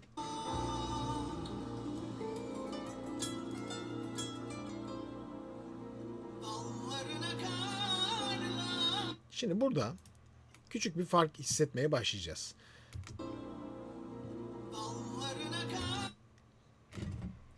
Asil Gök'ün tizlere çıkarken ki şu şekilde sesleri tabii ki şimdi biçim olarak açmaktan çok daha gergin ve dar bir alanda söylemeyle tiz kullanıyor Asil Gök. Ki daha önce de bir analiz yaparken ben bazı şeylerden bahsetmiştim. Devam edelim. Aslında Levent Yüksel'in Tuğana'sını şöyle canlısını bulsak ama işte gençlik kayıtları var mı ki? Hep eski kayıtlar. Şimdi yeni kayıtlar var. Yeni kayıtlardan olmaz. Olmaz çünkü yaş farkını nasıl şey yapacağız? 90'lardaki böyle okuduğu bir canlı var mı? Tuğana canlı performans. Aynı ton mu? Ama mesela bak. Olabilir. Bakalım.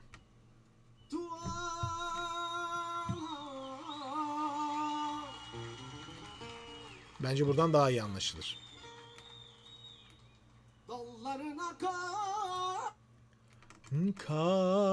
Olabildiğince Levent Yüksel daha hacimli ve geniş kullanıyor. Bakın ilk tiz renkleri.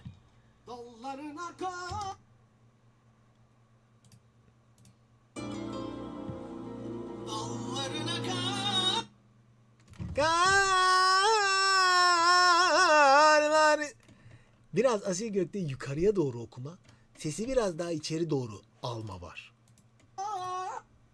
Levent Yüksel biraz daha öne doğru ve hacimli geniş söylüyor. İlginç. Bakın dikkat edin.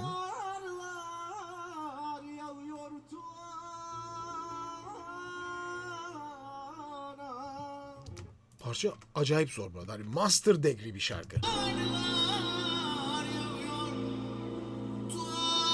Sürekli boyun yukarı. Çıkan sesler bakımından aslında şey gibi oluyor. Yani çok benzer okuyuşların ufak farkları. Büyük farklar yok arada.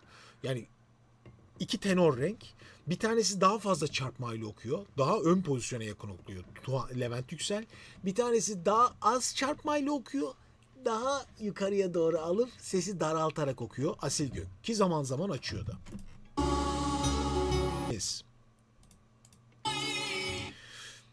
Biraz şeyi hatırlatıyor. Ağlamalı bir ifade. Sanki böyle bir saniye sonra ağlayacakmış gibi. Ay! Geçelim. Sahibinin sesinden. Şimdi hangisi daha iyi derseniz Asil Gök'ün parlak okuyuşu çok ciddi fark ediyor. Damar incelemesi yapın. Gergin, gerilimli bir gırtlak var.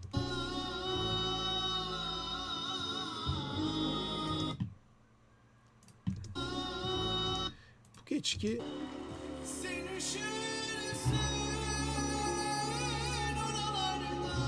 ya benim tek sevmediğim şey bunlar abi. Şu böyle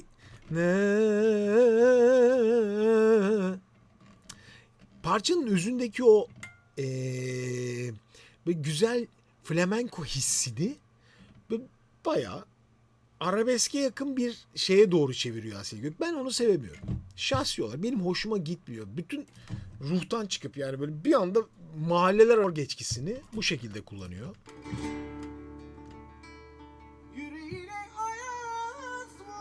Hendrix'inki daha zor. Daha ittirerek, daha sıkarak.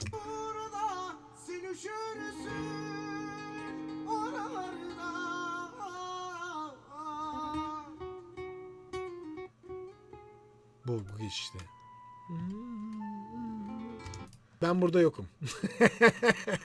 Ya bu kimya değişikliği iki farklı bölge benim için. Ben bunu sevmiyorum açıkçası. Seven ayrı. Fakat parçayı arabeskleştirdiği kesin. Arabeskleştiriyor. Bu name yani güzel. Ya burada artık şeyi hesaplamıyoruz yani sesin çıkarılma biçimi zaten çok gergin, çok sıkılı, çok zor. tıkış tıkış sürekli yukarı doğru, yani kendini çok zorlayarak, fakat Levent Yüksel aslında gençliğinde bile tam Asil Gök kadar parlak okumamış. Bu da ortaya çıkıyor bakın.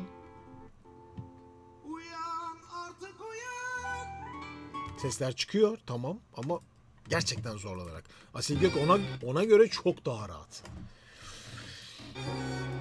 Yani Levent Yüksel'in zaten hani en büyük özelliği, çok yetenekli müzisyen, çok güzel şarkıları olan şarkıcı, gerçekten hani kıyasladığınız zaman Levent Yüksel hala sold out, inanılmaz konserler veren ve bütün şarkıları zevkle izlenen, her kesime hitap eden bir şarkıcı. Onun gibi olabilmek, yani bilmiyorum Asil Gök bundan 20 sene sonra onun gibi olabilecek mi onu bilemem. Levent Yüksel'in başardığı şey Türk müzik tarihine ismini altın harflerle yazdırmaktır. Başka bir şey. Ama ses gücü ve netliği açısından Asil Gök gençliğinde, genç sesiyle şu an Levent Yüksel'in çıktığı zamanki gençliğindekinden çok daha efektif bir renk. Güçlü bir renk ama o da çok fazla arabeske kayıyor. Ben de sevmiyorum abi onu. Türü bozuyor, türü. Netliğini bozuyor yani. Her yere gidebilecek bir hava var. Ben kafamda kuramıyorum yani bu işin nereye gideceğini. Bir şarkıcı kimyası oluştururken o şarkıcı kimyasının benim gözümde bir yere oturması lazım. Bir şekle oturması lazım. Anladın mı? Levent Yüksel'i bir şekle oturtuyorsunuz ve bu şekil yıllarca hiç değişmiyor. Onu senfoniyle dinleseniz, cümbüş çalarken dinlesiniz, Levent Yüksel sesiyle o flamenkonun tadını Türk müziğine yansıtmış, Akdeniz müziğini veren şahane şarkılar olan bir şarkıcı. Ama Asil Gök'ü dinlediğiniz zaman bu ses karakterinde bu değişimler hep şey yapıyor yani. Acaba ya hani ne oldu yani? Mahalle değiştirdik, bir oraya gittik, bir buraya gittik, bir arka sokaktaydık, öne geldik. Burası neresi? Hep kafa karışıklığı. Onu da bilemem. Şarkıcı olarak kıyaslıyorum şu anda. Öyle kıyaslamaya da biliriz. Harika bir müzisyen diye de bahsedebilirim Asil Gök'ten. Baksanıza ne kadar çok şeyi bir şeyin içine koyuyor. Bakış açısı her şeyi değişik bir anlama sokar. Yani bu birinden üstün veya alt tutmak için değil. Bu sadece bakış açısı ve analiz sonuçta.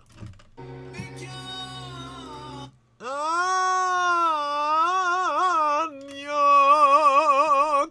Böyle bir yerde ses.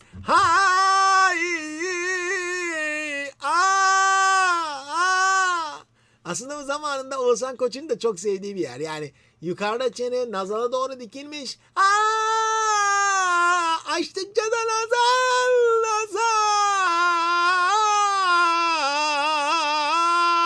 Levent Yüksel burada kullanmıyor ama. O daha böyle zorlamalı bir yerde tutuyordu.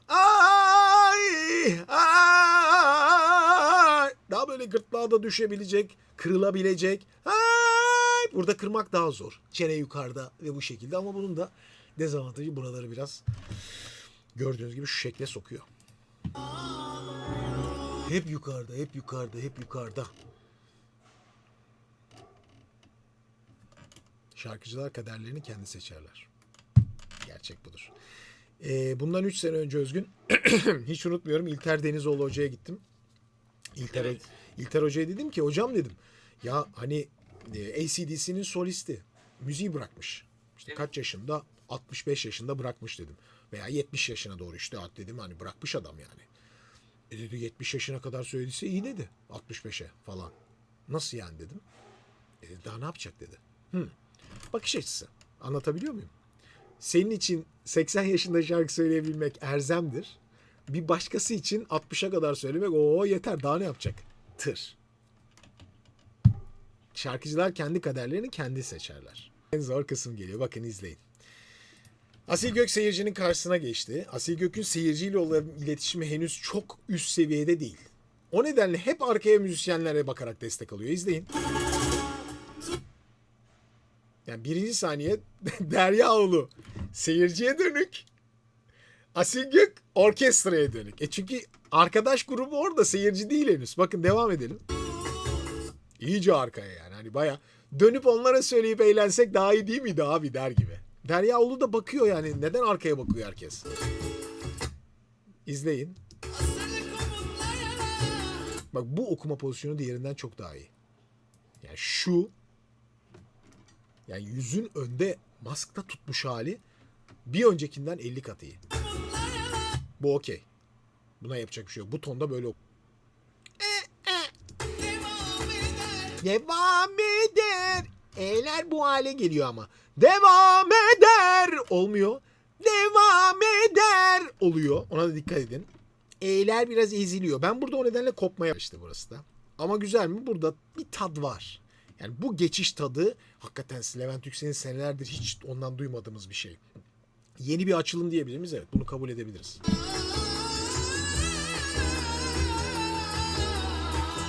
Zaman böyle dağıldı. E'lerin hepsi bu şekle geldi. Bir nakarat alalım Levent Yüksel'den.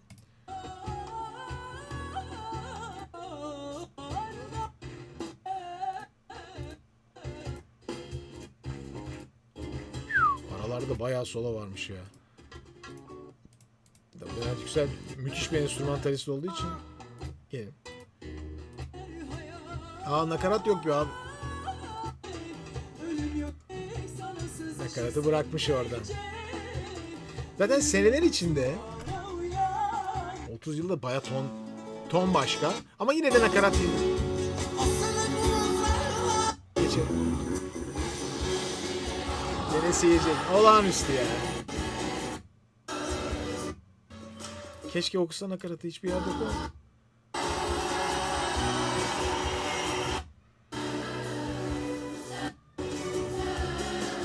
Çok güzel değil mi ya? Gene sololar var.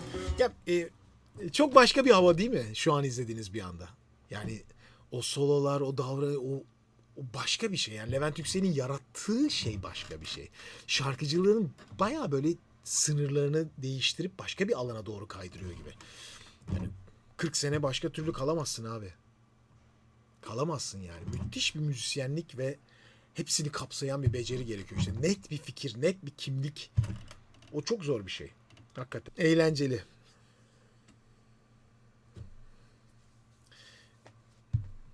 Güzel, eğlenceli, keyifli, hoş bir konser eğlencesi diyebiliriz.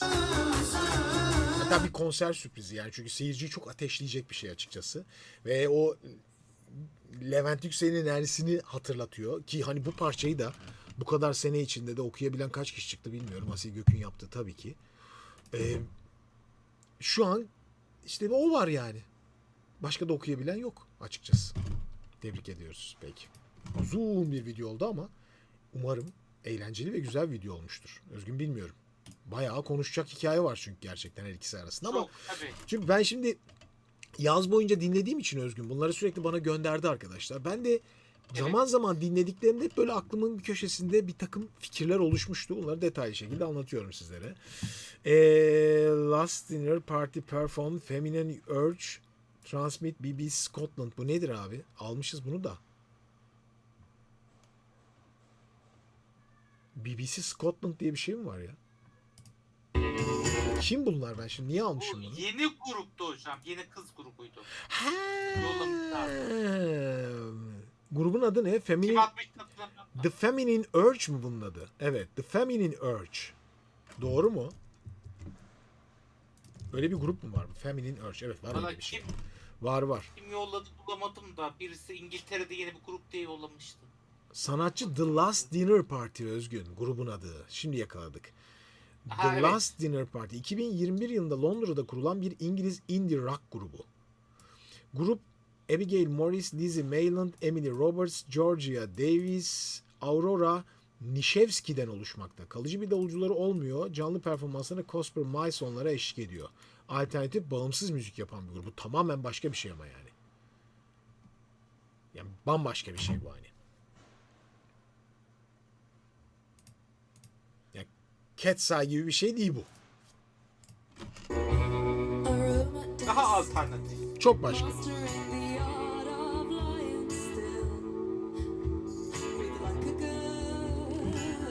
Ve sağlam canlı bir performans. Öyle abuk subuk backtrackler de çok yok. Yani tatlı tatlı detoneleri duyabiliyoruz özgürce.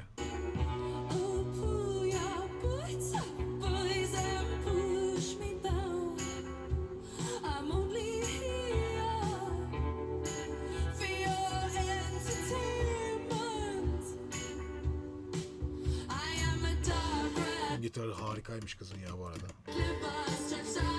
rock solid poison. I convert it, turn it up. Here comes the feminine urge. I know it's so Yani şarkının adı Feminine Urge'mış. to naturally lose my mind. Leli Müzik benim de sesimi analiz eder misiniz demiş. Ederim. Dur bakayım ya, bakıyorum videoya. Vallahi çok güzel geçiyor. Yani benim için harika geçiyor da sizi bilmem. Ben gene böyle kaptırdım gidiyorum Özgün. Vay eğlene eğlene. Tamam bakacağım şimdi. Leli Müzik. Evet.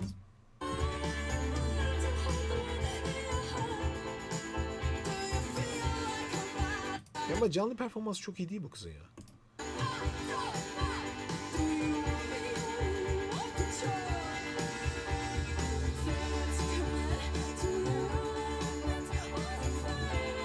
Bestelerin yapısıyla da alakalı ama yani böyle çok kafa sesine göğüsten geçen parçalar ve mikrofonda iyi tınlamıyor.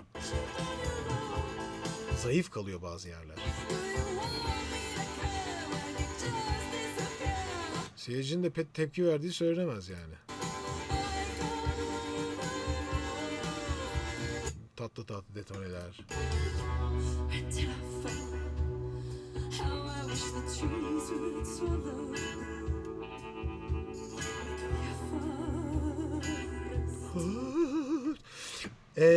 Bir böyle müzikal havaları var ama. Onu söyleyeyim. Bir müzikal tatları var okumalarında. Müziklerinde de var bu. Daha çok anlatan, hikaye anlatan tarzda.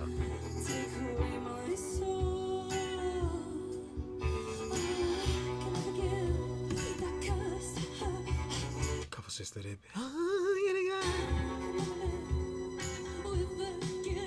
Ama yani işte bu sahne performansında çok etkileyici değil bence. Ciddi sıkıntı var. Fikrim bu. Sabina Zade, Show Me How You Burlesque You, Azerbaycan Silkway Star. Underneath the city lights, there is a world you know about, where rules don't apply, no, and you can't keep a good girl down.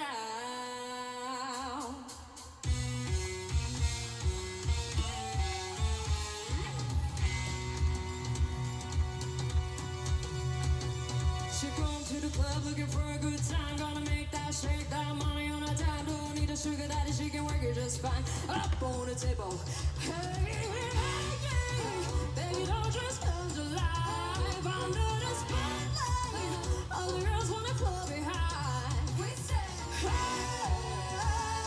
he comes to live by the girl in the show. Hey, he comes the boys, we gotta show a little more. Sabina Zade'yi biz biliyor muyuz Özgün daha önceden? Hiç yabancı gelmedi. Neden bana yabancı gelmedi Sabina Zade?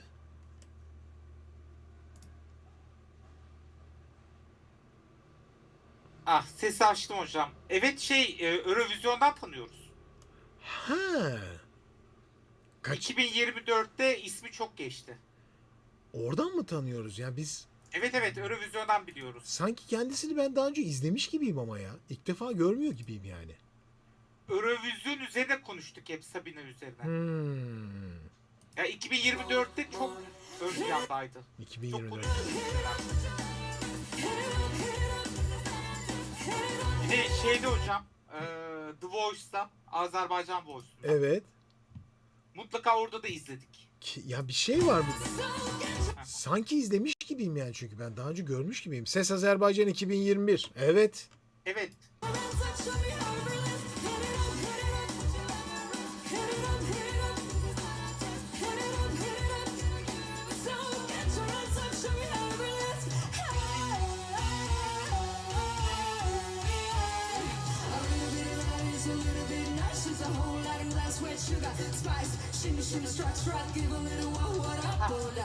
Ne oldu Özgün? Suat abi diyor ki Crystal Hall'da yanımıza gelmişti. Selam vermişti diyor Suat abi. Ya evet ben çünkü nereden diye gidiyorum diye şey yapıyorum. Suat abi hatırlıyor. Evet. Bakacağım. Allah Allah. Let's go devam. Şimdi baştan sona çok iyi bir performans izliyoruz. Ama hani tabii öyle bir şey ki yani yarışmanın ortasından okumak gibi Özgün. Kitabın ortasından bir sayfa açmış gibiyiz. Yani bu nedir, ne oluyor, nerede, çeyrek final mi, final mi, ne oluyor hiçbir şey bilmediğim için. Ben izliyorum hocam yarışmayı. Hmm. Zaten daha birinci haftadayız. 20 Eylül'de başladı yarışma. Bu yeni mi şu anda? Evet daha çok yeni. Daha bir haftalık yarışma. 28 Eylül 2025. Evet. O zaman biz bunu bir şeye alalım Özgün. Şöyle bir radarımızı daha almaya başlayalım. İkinci programı yayınlandı dün. Yani bu Daha ikinci çok yeni bir program yarışma. performansı için çok üst düzey bir performans tabii ki. İşte Kore'den Azerbaycan'a kadar tüm İpek yolu kuşağındaki ülkeler katılıyor hocam. Silkway Star ikinci yayın kızın üzerine oynadılar haksızlık oldu diyor bir arkadaşımız. Allah Allah. Neler yaşanıyor. Gene kaoslar hiç bitmiyor arkadaş. Evet.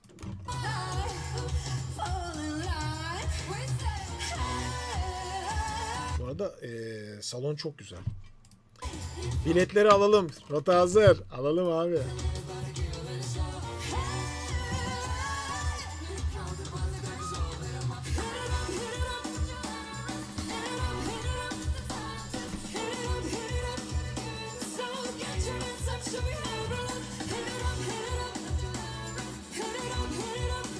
Ya baştan sona mükemmel bir performans izlediğimiz.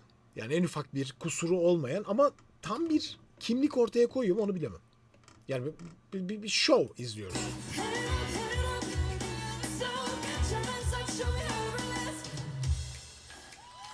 Oo, Okay, girls, let's show me nefes nefese. how it's done. It ain't over till we say, and we've only just begun. Let me hear you say, hey. Say, hey. İnanılmaz.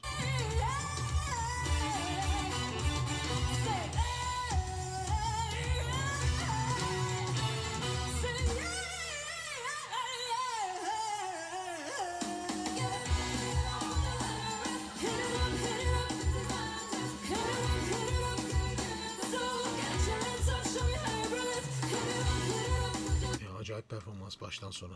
Ama dediğim gibi ben böyle kitabın ortasından okumuş gibiyim Özgün. Böyle arada kalıyorum yani böyle bir şey izlerken. Mesela her şey çok güzel ama bu ne diyesim geliyor mesela. Bir yarışmada mesela nasıl bir şey var? İlginç. Tabii. Galiba şöyle bir şey de var ya. Bunu da göz ardı etmeyelim. Özellikle bu yarışmalarda sürekli bir cover yapma olayı var ya.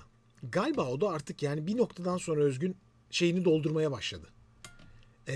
İzleyici enerjisini de doldurmaya başladı. Biz eskisi kadar heyecanlanmıyoruz artık böyle şeylerde. Çok iyi bir şarkıcı olmasına rağmen. Çünkü yani bunun atıyorum okuyanı var zaten. Elendi hocam diyor arkadaş. Bu performansıyla mı elendi? İşte dedim ya bir ilginç geliyor bana yani. Yani biraz daha böyle şarkıcının kendini farklı halde sunması gerekiyor değil mi? Daha farklı bir şey istiyor artık insanlar. Peki genç arkadaşlardan nasıl öğrendin unutmayı Kamran Mustafazade? Kuru sıkıymış anladım bizim tüm hikayemiz. Temiz güzel. Öldürmedi bu mudur en kuvvetli darben. Bu sefer acıtmadı özenle seçip söylediğim sözler. Hayır dedim şimdi değil. Şimdi değil. Hiçbir sözü eskitmeden ağlamak gerek bazen. Hani durup dururken, hani hiçbir sebep yokken aşkların vardı. Hayırdır Kamran? Yıklanır elbet unutulur. Hayır dedim şimdi değil. Ses rengin çok güzel gerçekten Kamran. Ama hayır. Hayır diyorsun ama. Hayır demiyorsun. Hayır diyorsun. Hayır. Şimdi değil. Flora Kemuromo yapmayacağım. Night. Yalnızlığı demledim hep avuçlarımda. Ne gelir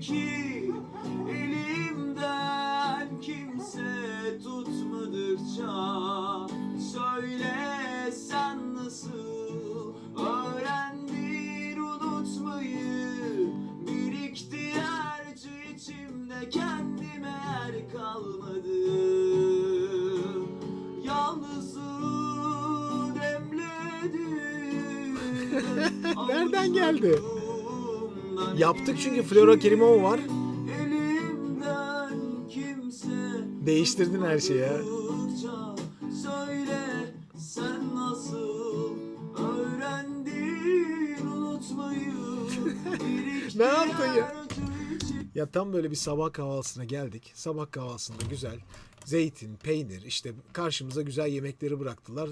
Tam böyle yemeye başladık. Biri getirdi abi koskocaman bir çikolatalı pastayı önümüze bıraktı. Şimdi biraz da pasta yiyin dedi. Hangisini yiyeceğimizi şaşırdık. Kamran, kafa karıştırıyorsun. Kendime yer kalmadı.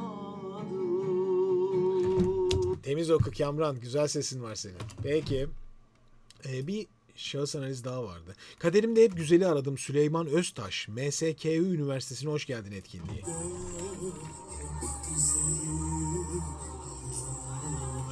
Ya bu nasıl bir peslik Süleyman?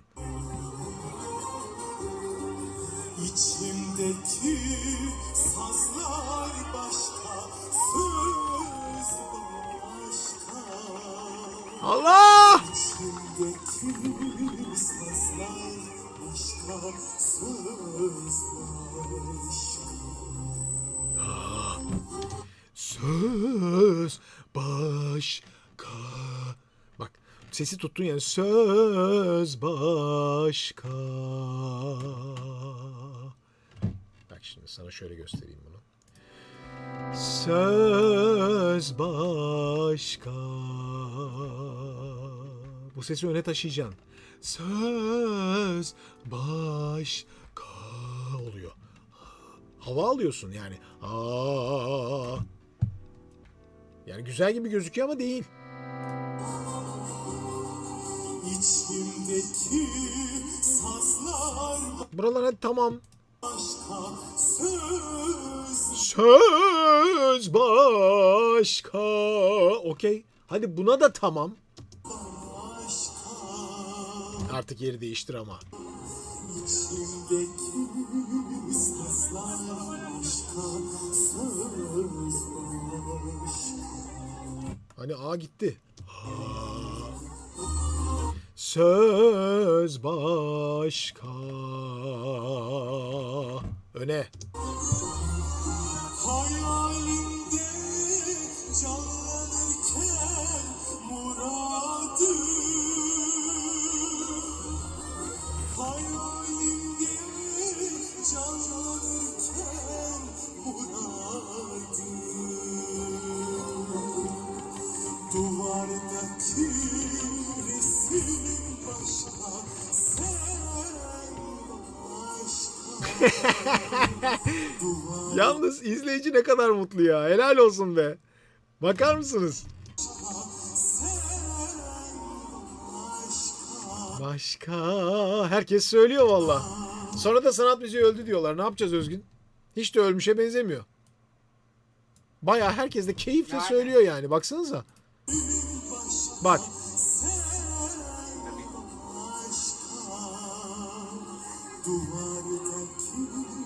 Ya demek ki aslında şöyle diyebilir miyiz ya? Sevgili Süleyman Öztaş, şahanesin. Ve seni bu sahneye çıkaran, bu şarkıları söyleten kişileri de alkışlıyorum. İnsanlara bir şey sunarsanız abi, dinliyoruz ya. Dinliyoruz yani. Tür yok, sanat müziği az dinleniyor, yok bilmem ne, yok blok 3 daha çok dinleniyor. Böyle bir dert yok aslında hayatımızda. Yani sen bir şeyi sunarsan onun da izleyicisi oluşuyor demek ki. Demek ki biz cıvıttık.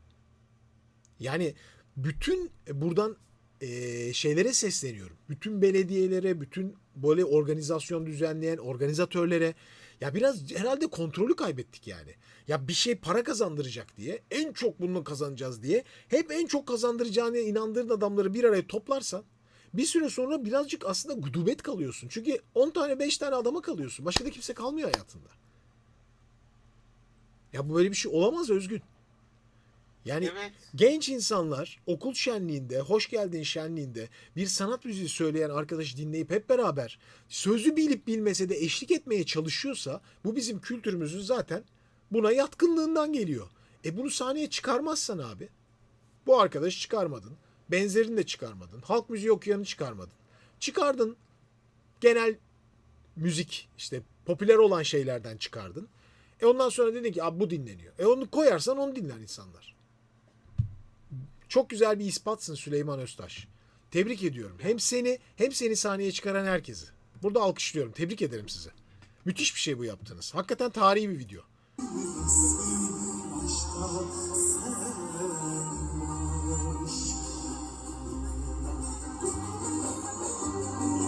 Duvardaki resim başka, sen başka. Ya mesela bu Süleyman Öztaş biraz sonra hani kuşlar ağaçlar dese bin bir renkli okuyacak birileri daha. Duvardaki resim Bir de alternatif söylüyor yani. Hani herkes bilmiyor, eşlik edemeyebilir. Devamı nasıl bakalım? yeryüzünde hayat başka, ruh başka. Bravo. Genel olarak güzel bir okuma bu Süleyman. Gerçekten güzel ama bazı yerleri toparlaman lazım. Biraz fazla abarttıkların var. Bir denge, zaman zaman yükseleceksin, zaman zaman düşeceksin. Peslere indin mi önde tutacaksın. Bunlar biraz dengelendi mi bence çok çok güzel bir etkileyiciliğin var bu arada. Gençleri etkileyebiliyorsun bak senin yaş grubunda. Ya hocam. Buyur Özgüncüm. Süleyman demiş ki hocam chat'e. Hocam benden önce bir arkadaş manifest okumuştu. Sonrasında ben okudum demiş. Ne güzel. Hiç sıkıntı yok. Evet. Bak sıkıntı yok. Demek istediğim bu işte.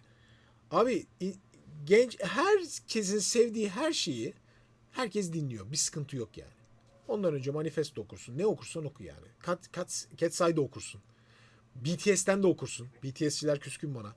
Ne zaman yapacaksınız diyorlar. Yapacağız. Ne yapacağım? BTS özel.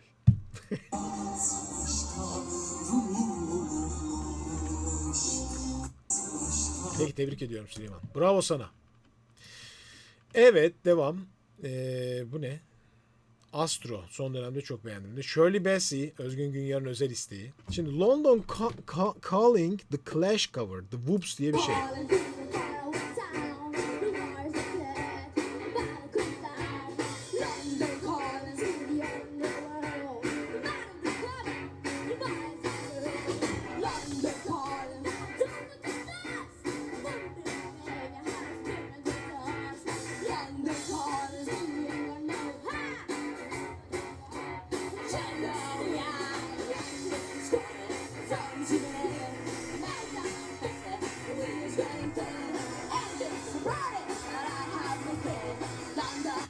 Tam gaz işte. En sevdiğim gruplar. Müzik böyle başlıyor işte. 4 kişi böyle ha ha ha diye söylüyor. Ondan sonra o bir değişiyor. Bambaşka bir hale geliyor zaman içinde.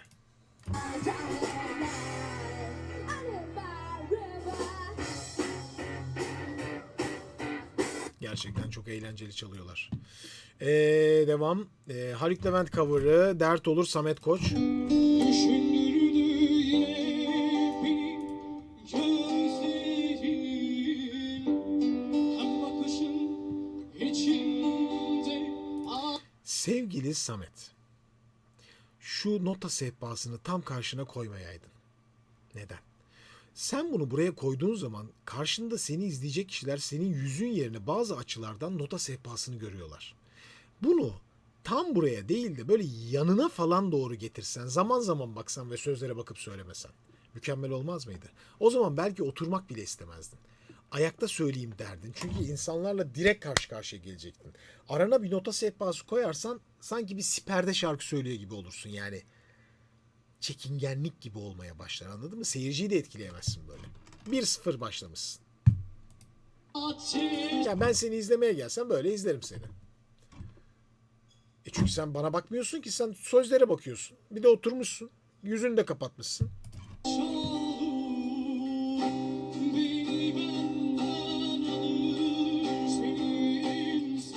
Yazık olmuş. Çok güzel bir sesin var. Tizlerin pırıl pırıl. Çırıl çırıl çınlıyor. Sen böyle gitarını alsaydın, askılığını takmışsın. Geçmişsin herkesin karşısına. Herkese selam. Beraber söyleyelim mi diye girip dine beni gözlerin diye girsen, zaman zaman seyirciyle ilet. Yani o zaman mikrofon burada durur, sen Sürekli seyirci kovalarsın. Hatta eşlik edecek birilerini bulursan onlara bırakırsın. Yani bu iletişimi yaratman lazım, anladın mı? Önünde bir şey. Oturuyorsun. Ya bu nasıl olacak? İmkansız. Becerini sesin güzel olmasına rağmen gösterememişsin.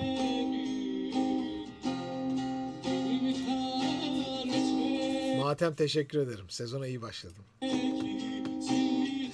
Nanaim Jinard. Emre Instagram'da konuşmuşum. Şu an korkuyorum. Korkma.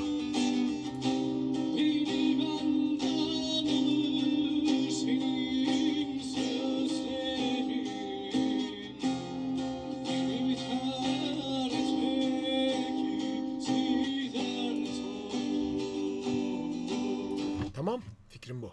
Sadece fikrim bu. Çok güzel bir sesin var. Let's go. Michael Jackson, Earth Song, Layli Müzik. Gene bugün izleyici arkadaşlarımızdan.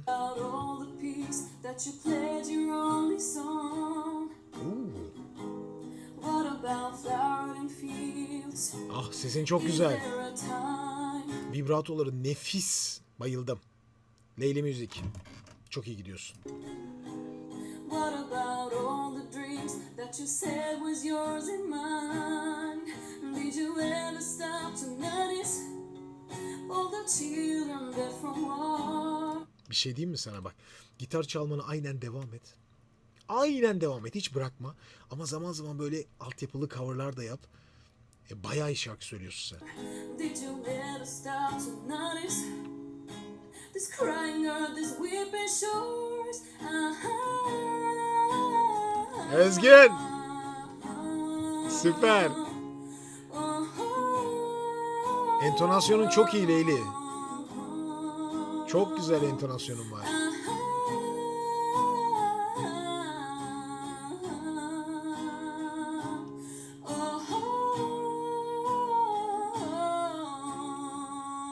Leyli Müzik şimdi bir saniye Leyli. Öyle kolay kurtulamazsın. Leyli Müzik. Bu kadar güzel müzik yapıyorsun. Bak hep cover yapıyorsun değil mi?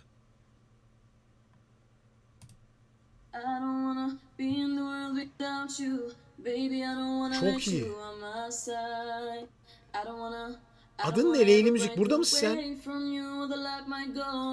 Leyli Müzik adın ne? Adın?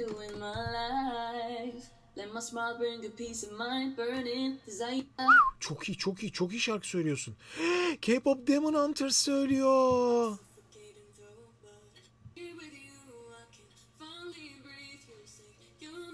Adım Leman hocam. Leman süpersin. Leman çok başarılısın.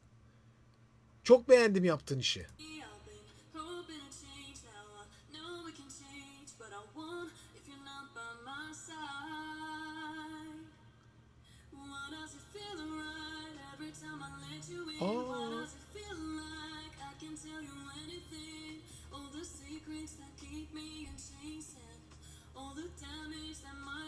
Çok iyi değil mi? Ne kadar temiz okuyorsun. Leman sen kimsin? Leman kimsin sen?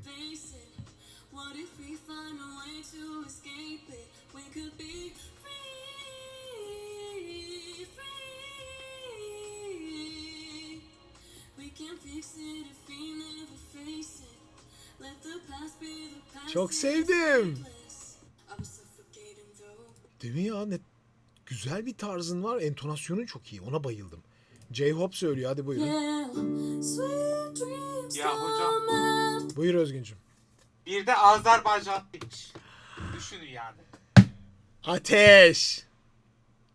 Levan bayıldım. Tarzına bayıldım. Okuma şekline bayıldım. Stiline bayıldım. Ben Özgün bu sene arkadaşlara çok orijinal bir sürprizim var. Hatta sana da bir sürprizim var. Şimdi söyleyeceğim. Farz et ki şöyle yapacağız. Biz bugün Eylül ayının sonundayız ama bunu Ekim'e dahil edeceğiz Özgün. Bu ayı. Tamam mı? Evet hocam. Artık ay sonunda tüm canlı yayınlarımızın en iyisini seçeceğiz. Yani ayın sesini tekrar başlatıyorum Özgün. Ama canlı yayın içinden başlatıyorum. Mesela atıyorum bugün birçok genç arkadaşımız ses analizini gönderdi ya, kendi analizlerini. Ben onların arasından ilk 3 belirleyeceğim. Hatta hep beraber belirleyeceğiz. Ama ben Leyli Müziği ayın sesine aday gösteriyorum. Güzel. Ekim ayında Ayın Sesi'ne aday gösteriyorum seni. Evet. Çok başarılı. Ve senin ayrıca videonu yayınlayacağım. Özel videonu yayınlayacağım kanalda. Seninle sohbet edip. Bundan sonra böyle yapmaya karar verdim Özgün. Çünkü çok başarılı. Güzel. Tebrik ediyorum Leyla. Harikasın. Bravo. Çok başarılısın. Hem entonasyonun çok iyi. Müzik kulağın çok güzel. Ne iş yapıyorsun, ne yapıyorsun bilmiyorum ama. Lemanı hocam. Lemanı. Tamam peki. Ben teşekkür ederim Leyla. Süpersin. Çok selam sevgiler. Peki devam ediyorum. Buyur Özgüncüm. Leman'dı hocam, evet. Leman. Tamam. Ben yanlış mı söyledim? Leyla dediniz galiba hocam. İşte içimden Leyla geçmiş. Leyli müzikten.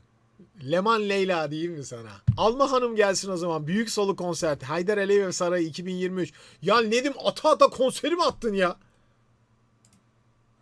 Bütün konseri atmış bendesi ya. Nedim ya Nedim. Vallahi var ya. Tutmuş bütün linki atmış bana. 21 dakika diyordu hocam. Ha, tamam iyi bakayım. 21. dakika. 21. Hadi bakalım. Alma Hanım'ın hastasıyız. Onu söyleyeyim baştan da.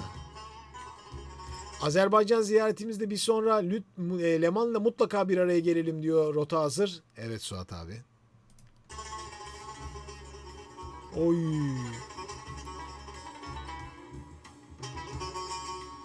Mugam'ı yapıştıracak.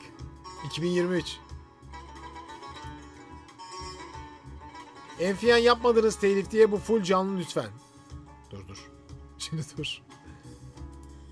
Yine kılıncını çekti üstüme. Oy. Çok güzel bir ses yalnız. Kılıncını çekti üstüme. Kurban oldum ana gözler. Allah Allah. Özgün bir link var. Sana onu atacağım. Toparlarsan sevinirim. Tamamdır hocam, bekledim. Attım. Oy. Ay. O kadar seri ki gırtlaklar.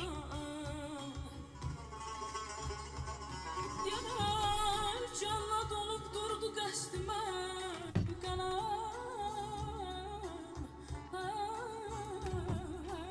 Oy. Qaş altından Çarpmalar harika ya. Çok özür dilerim. Ben iyi ki yapıştırayım kaçıyorum. Candan getmişdi sevdanın Well, this first one.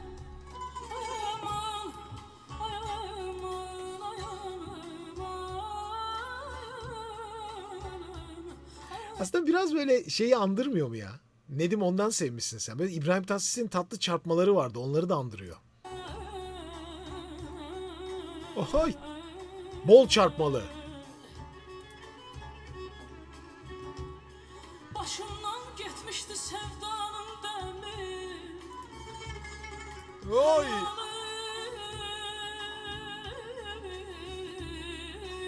Gəzirdi bütün aləmi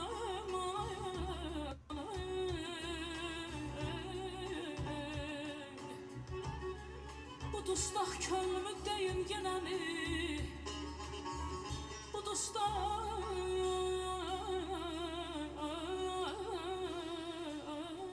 Hepsi kapalı ağızların ameleri.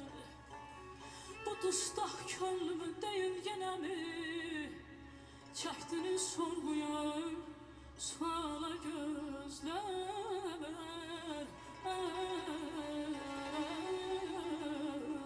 Evet çarpmalar. İnanılmaz. Böyle bir ama bir garip bir şey havası da yok mu yani? Tamam Azerbaycan müziği sonuçta bu stil olarak ama Nedim böyle bir arabesk tadı da yok mu bizdeki bir arabeskin hissi? Var yani.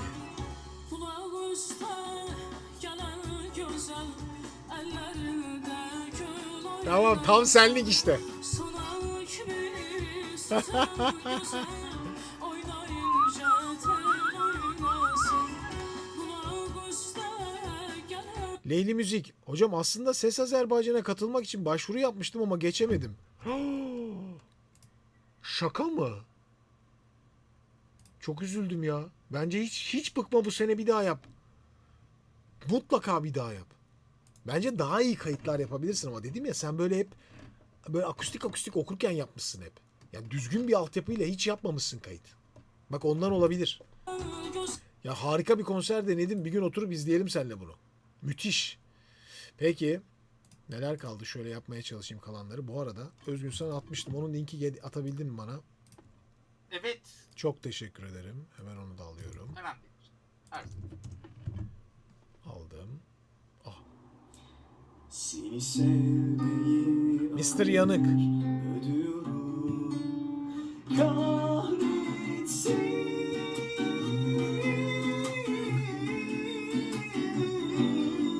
Seni sevmeyi alır ödüyorum.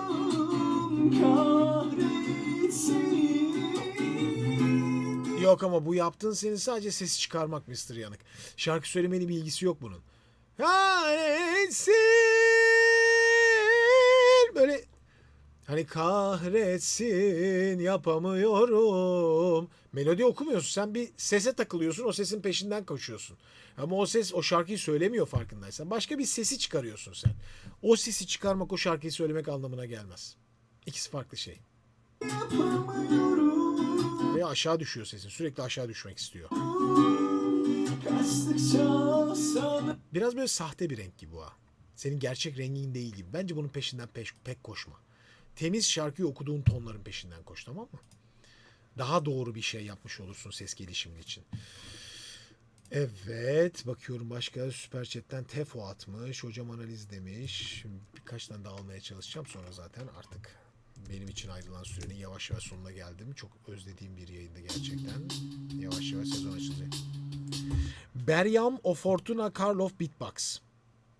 Ama EP available yazmış. Bu yayınlanmış bir şey gibi ya.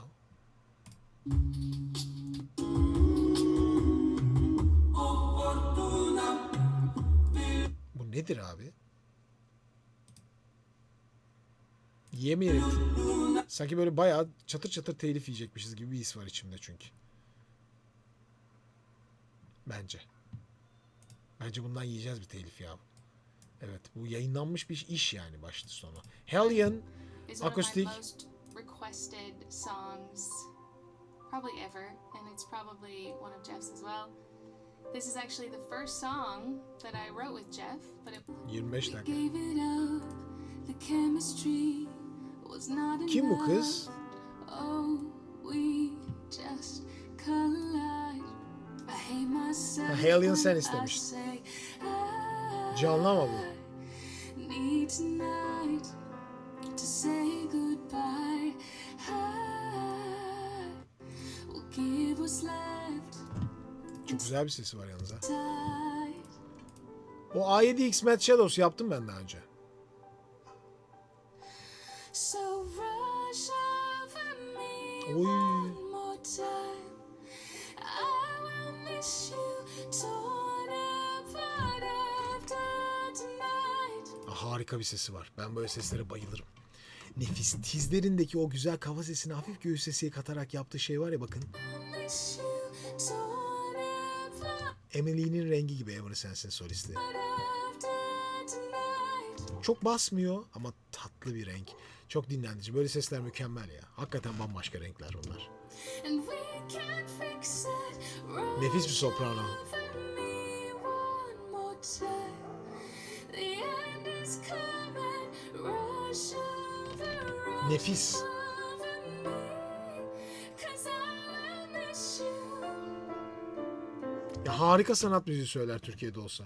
Tam Türkiye'deki Türk sanat müziği söyleyecek ses, kadın ses rengi.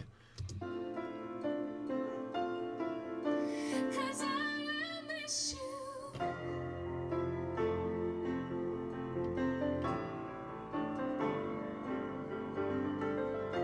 Evet Matem, aslında reverb istiyorsun ama olmaması daha muhteşem değil mi?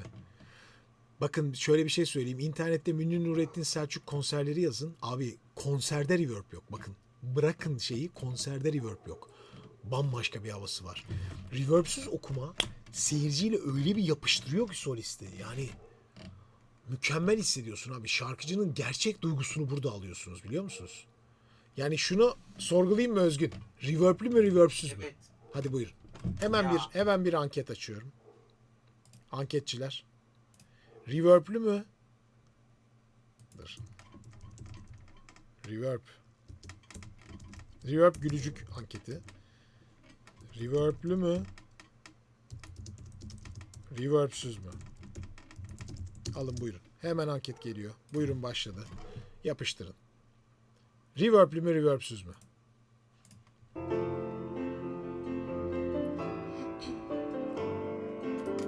Ama nesi bak, acaba reverb az bile olsa bizde uzaklaştırıyor mu şarkıcıyı? Saudade alacağım.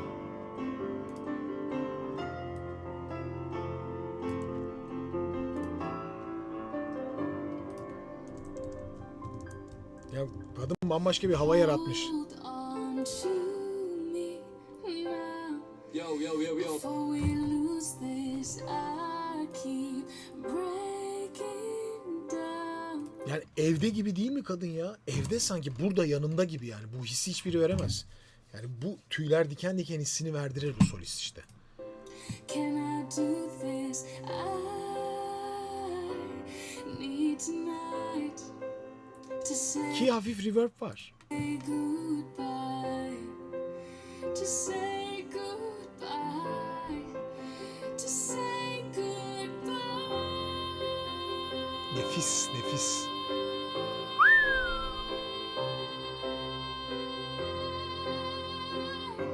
Vay vay vay vay vay vay. To say goodbye. Goodbye. Şurada geçişi o kadar güzel ki kafa rengine bakın. Bakın. To say goodbye. Bakın.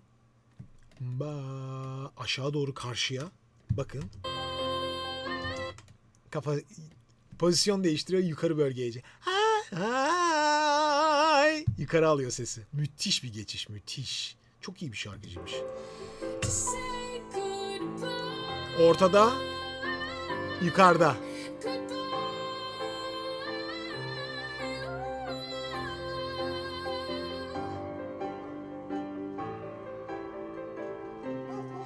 So rush over me one more time. Bayağı iyi bir şarkıcıymış bu be. Hellion. Hiç duymamıştım Hellion diye bir şarkıcı. Kimmiş acaba? Hellion. Plak şirketi Orphelia Records, Black Hole Recording, Monster Cat. Ne abi bu? Hellion. Allah Allah. Çok ilginç bir şarkıcı. Hellion. Daha yeni yeni böyle bir şeyler yapıyor sanki. Özgün. Evet. İlginç. Tur falan filan bir şeyler var hayatında ama daha henüz aradığını bulmuş gibi değil. Muhtemelen şarkısını bulamadı. Zaten böyle sesler için en büyük sorun o. Şarkı bulamıyorlar abi. En zoru oluyor yani. Patlayan şarkısı olmayınca. Geçen abi neydi ya Özgün? Halsey'in bir videosunu izledim.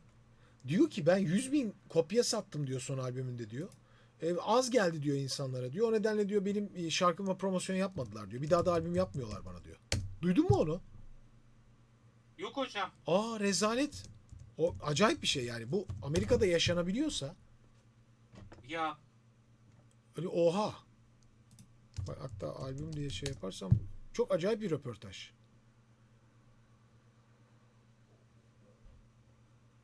Bak. Şu. Buluyorum size şu. Bak. Halsey revealed in a new interview with Apple Music that she's being prevented from now. I can't make an album right now.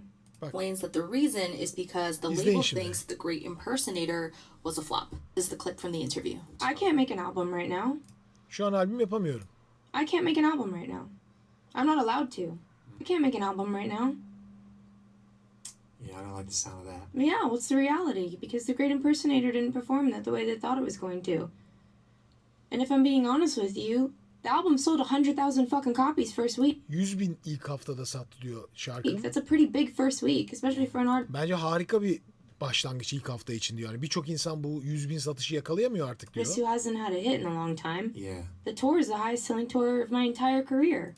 Turu olacak işte kariyerinin. It But doesn't add up. Fakat they want manic numbers from me. Right. Everyone wants manic numbers from me. I can't do that every single time. It should be good enough that I do it once in a while. ya her defasında aynı yüksek şeylere ulaşamayabilirim diyor. Ama benden beklenen bu diyor ve şu anda albüm It should yapamıyorum be good diyor. enough. But it's not. It's not. And what would be Abi bu da işte bir sektör durumu. Diyorum ya şimdi Hellion diye bir şarkıcı buluyorsun da onun bu başarısı olmadığı sürece Özgün hiçbir zaman büyüyemez. Asla bitti. Kralı olsa yani bu Ya bir bir de de- tanınıyor bu yani. Sendeyiz. Bir de hocam şey var. 345 milyon nüfuslu bir ülkeden söz ediyoruz ya. Evet. Orada tabii bize wow dediğimiz rakamlar orada çok küçük kalabiliyor prodüktörler için.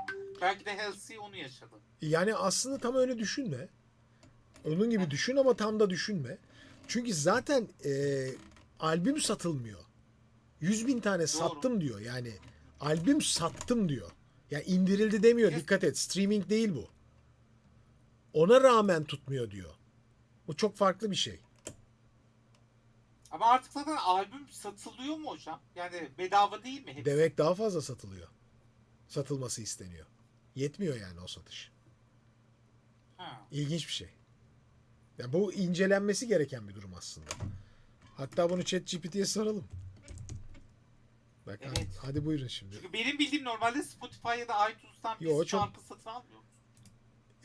Hayır satın almıyoruz işte oradan. Onlar satın Evet. aldığımız şey orada yerine geçmiyor ki. Bak Halsey yakın zamanda röportajında albüm yaptığımda 100.000 sattığım için düşük bulunuyor ve albüm yapamıyorum demiş. Bu ne kadar gerçekçi ve şarkıcılar için 100.000 satış Amerika'da az mı? Hadi bakalım. Söylediğin doğru. Halsey bu yorumda son dönemde gündeme geldi. Albüm ilk haftasında 100.000 civarı satış yaptığını, bunun plak şirketi tarafından başarısız değerlendiğini söylüyor. Ama 100.000 satış azdır demek de aynı şey değil. İşin içinde beklentiler, maliyetler, gelir modelleri ve sanatçının geçmiş performansı gibi çok değişken var diyor. Önce Halsey'in durumu. Al sana ChatGPT. Halsey albümün ilk haftasında 100.000 satış yaptı ama satışı ne kadarının fiziksel albümün dijital indirme, streaming eşdeğeri olduğuna dair detaylar önemli. Falan filan destek verdiğini söylüyor. Manik albümündeki satış rakamının beklentisini esas aldır. Daha önceki albümün satışlarını örnek alıyorlarmış Özgün. Daha önceki albümden az diyor demeye çalışıyor. 100.000 satış Amerika için az mı? Az ya da çok demek bağlama bağlı, müzik endüstrisi artık eskisi gibi değil. Streaming, indirme, albüm satışları, telif gelirleri gibi karma modellerle işliyor. Geçmişte albüm satışları çok yüksekti. Örneğin büyük pop sanatçıları milyonlarca satardı diyor. Streaming şarkı indirme hesap katıyor artık. Fiziksel albüm satışlarıyla ölçmüyor artık. Örneğin Halsey'nin Hopeless Fountain Kingdom albümü ilk haftada 106.000 eşdeğer albüm birimi elde etmişti. Bunun 76.000 geleneksel dijital albüm satışı diyor. 100.000 satış birçok sanatçı için hala saygıdeğer ama orta ölçekli diyor. Hadi buyurun. Yani artık orta ölçekli gibi oluyor. Onun için yeni şey yaptırmıyor yani. Daha fazla demek gerekiyor. Bu da ilginç. Merhaba, freestyle atacağım. At bu bakalım. akşama. Sauda de. Gördüğünüz kötülerden ibaret. Bu yüzden basit değil bak küfürlerden ibaret. Şimdi dinle bir kere sonrasında yerleş. Bu Emre Yücelen gibi bak şu an dersi vermek. İsterdim her zaman bak sonrasında harbiden. Ama görebilirsin sonrasında maziler. Biterse bir anda bak sonrasında tersime. Düşebilirsin ama gerek yok bunu hisset tabii yok. Üzgünüm zaman akar ve bu yüzden de başarmak nedense hep zor olan ve bu yüzden gelemezsin artık tersime. Üzgünüm basit değil beni bir kere versen bana ama hala. Üzgünüm basit değil bir gazla devam ettim sonrasında ölüme doğru pick-up'la. Yaşadım hip-hop'la üzgünüm kanattan bu dersi aldım fakat artık veremem bir insana sanma. Ben de bilirim bu ders senin eteğine göre. Üzgünüm zilin çalar ve bu yüzden de kapına göre. Kapına gelir ve sonrasında bu nasıl bir töre gibi gelir cümlelerim. Dilim dönmez bir kere bile umurumda mı sence ulan aptal seni. Merhaba ben de şimdi görüyorum bak paspal herif. Şimdi görürsün rapler yakası kopulmuş bir nesil ama koparılmış diyecektim yine dilim dönmeli ve bu yüzden üzgünüm basit değil ben de gelemem hapisler. Yatardım ölüme doğru sonrasında hak ister. Merhaba ben de şimdi görüyorum hala giderim öyle Bu hakikaten freestyle mi ya baştanca? sağ gibi gelir ama atıyorum freestyle. Bu yüzden de basit değil homie bu kadar atmak. Tabi görürsün hayat gelir bir saçma saçmalamaktan ibaret olan. Hey, flex attım biraz ama dur da istersen karala bir kere beni ben. Üzgünüm girmedi bu yüzden de bak dertlerimi hala da beni göremedi bir de bunu karalarım hedefini bilemeden önce bir düşün sen. Çok iyi. Alırım tekrardan. Üzgünüm belki de background'da kaldı hip hop ama onca yıl sonunda. Saude, senin kendi şarkıların var mı peki? He, yaptığın böyle kendi şarkıların var mı? Hakikaten. Çünkü bu hani freestyle başka bir şey ya. Çok teşekkür ederim için bu arada freestyle için ama hani hep freestyle denemelerin var galiba. O bayağı paso freestyle okuyorsun. Ceza oldu şimdi demiş arkadaşlar. Yani senin kendine ait böyle tak tak çıkıp okuduğun, altyapı açtığın falan var mı yayınlanmış veya yayınlanmamış her neyse. Oturup yaptığım yok hocam. Ama o zaman yapma zamanı. Bence bütün sistemiyle, yapısıyla kendine ait bir şeyler oluşturman lazım artık senin. Valla çok güzel olur, müthiş. Ya bir şeyin var, bir yeteneğin var ama bu böyle cover olmamalı yani. Daha doğrusu ya da freestyle tam olmamalı sanki. Çünkü parlak, güzel bir ses rengin var. Bence dene. Mutlaka yeni şarkı yapmayı dene. Tebrik ederim seni. Eleştiriniz benim için çok önemli. Mehmet Demir. Mehmet Demir'in parçasını nasıl alacağım yalnız? Link Shorts olarak YouTube.com deyince açılıyor değil mi Özgün? Bakalım açılacak mı? Evet hocam. Evet. Dolarızının dağları üzüm vermez vallahi. Şarkını yapınca bana haber ver. Üzüm verse balları evlenir oğlanların nar geliyor.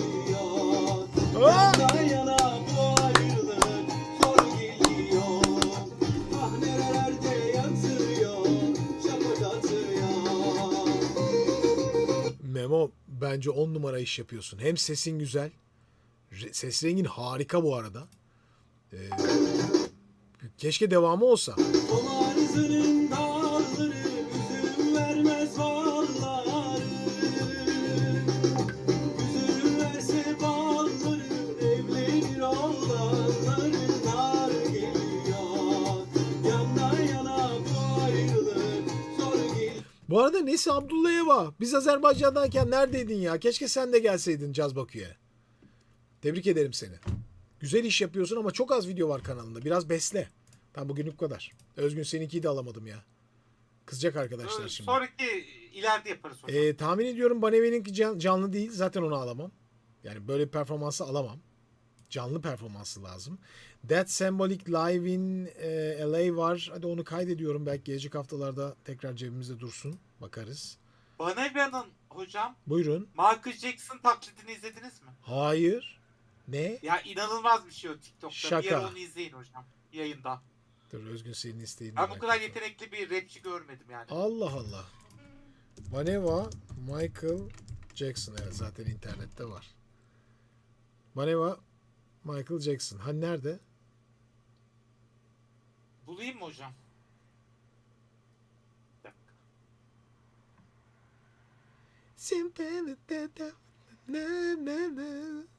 Bana Hidra Defkan Evtap. Flexible online. Neyse kötü kayıtlar bunlar da. Hissediyorum 80'lerdeki MJ gibi. She told my baby, Haha. there's a tree, there's a look at me, then showed a photo of a baby, cries eyes right like mine. Oh, she says I am the pie. Oo bayağı iyiymiş ya. Bunu niye devamını getirmemiş? İlginç. Demek ki Baneva'yı yeterince tanımıyoruz. Ve Baneva belki de yaptığı şeyle aslında çok da aslında istediği şeyi yapmıyor. Şimdi bu ne oluyor biliyor musun? Bak bir şey diyeyim mi? Şöyle bir hikaye oluyor Özgün. Bu arada yayın gitti mi? Yo ben izliyorum hocam. İzledim. yayını. Bende bir gitmiş geldi galiba. Gidip geldi. Bakayım. Yok şu an devam ediyor. Tamam. Yo bende ekranlarım gitti çünkü bir anda. Olabilir. Bir saniye tekrar açayım. Chat'im gitmiş. Şey diyeceğim. Bazen şarkıcılar yeteneklerinin tamamını göstermiyorlar. Şöyle algılanıyor. Ya aslında adam ne yetenekli abi. Hayır abi ben şöyle diyorum. Aslında biz Baneva'yı demek ki tanımıyoruz. O da kendini bu yönleriyle tanıtmadığı için tutacak müziğin üzerinden kendini tanıtmaya çalışıyor. Belki de böyle bir müzik yapsa başka bir beğenisi olur. Tam olarak kendini anlatmış değil belki de. Bu iyi bir şey değil ama. Aslında hocam ipuçlarını veriyor. Çünkü 2 defa Ezgi Alaş'la düet yaptı. İpucunu Direkt olarak. veriyor, evet, ama sonuçta bugün aslında birçok müzik yapan, yetenekli olan birçok kişi popüler olan tür rap diye rap yapıyor. Bak, bu farklı bir şey. Onda da becerikli, rap de yapabiliyor ama hiçbir zaman rapte aslında tam pik olamıyor mesela. En tepeyi vuramıyor. Arada kalıyor. Acaba başka bir tür yapsaydı daha mı başarılı olurdu? Bu kadar iyi, çünkü Michael Jackson okuyorsanız devamı vardır bu filmin. Evet, ana tema. Onu da kaydediyorum. Finito yapacağım. Bir tane de yayın başında atılan bir Mısırlı şarkıcı vardı galiba. Onu da kaydettim. Ve finito. Benden bu kadar. Tam 2 saat 15 dakika yetmez mi? Devam mı? 3, 4, 5. Arada 1 saat mola verirsek olur. Özgün. Evet sevgili arkadaşlar. Tamam. Hepiniz 10. sezonda burada olduğunuz için çok teşekkür ederim. Sevgili Özgün, çok teşekkür ederim sana da. Çok Sağ keyifli olun. bir yayın oldu. İnşallah bu sezonu açtık ve devamını getireceğiz. Güzel yayınlarımızda tekrar birlikte olacağız. Ayın Sesi başladı. Her hafta pazar canlı yayınlarında gönderilen seslerden bir ayın birincisi seçeceğiz sevgili arkadaşlar. Ve ona bakalım ne yapacağız, sürpriz. Ama bir ayın sesi, ayın birincisi olarak onu da ayrı bir video olarak yayınlamayı düşünüyorum. Bundan sonra çok teşekkür ederim. Gelecek hafta tekrar görüşmek üzere. Hayırlı uğurlu olsun. Sezonumuz başladı. Tekrar görüşmek üzere sevgili arkadaşlar. Özgüncüm teşekkür ederim. Sağ olun hocam. 10. yıl kutlu olsun. Hepinize bay bay.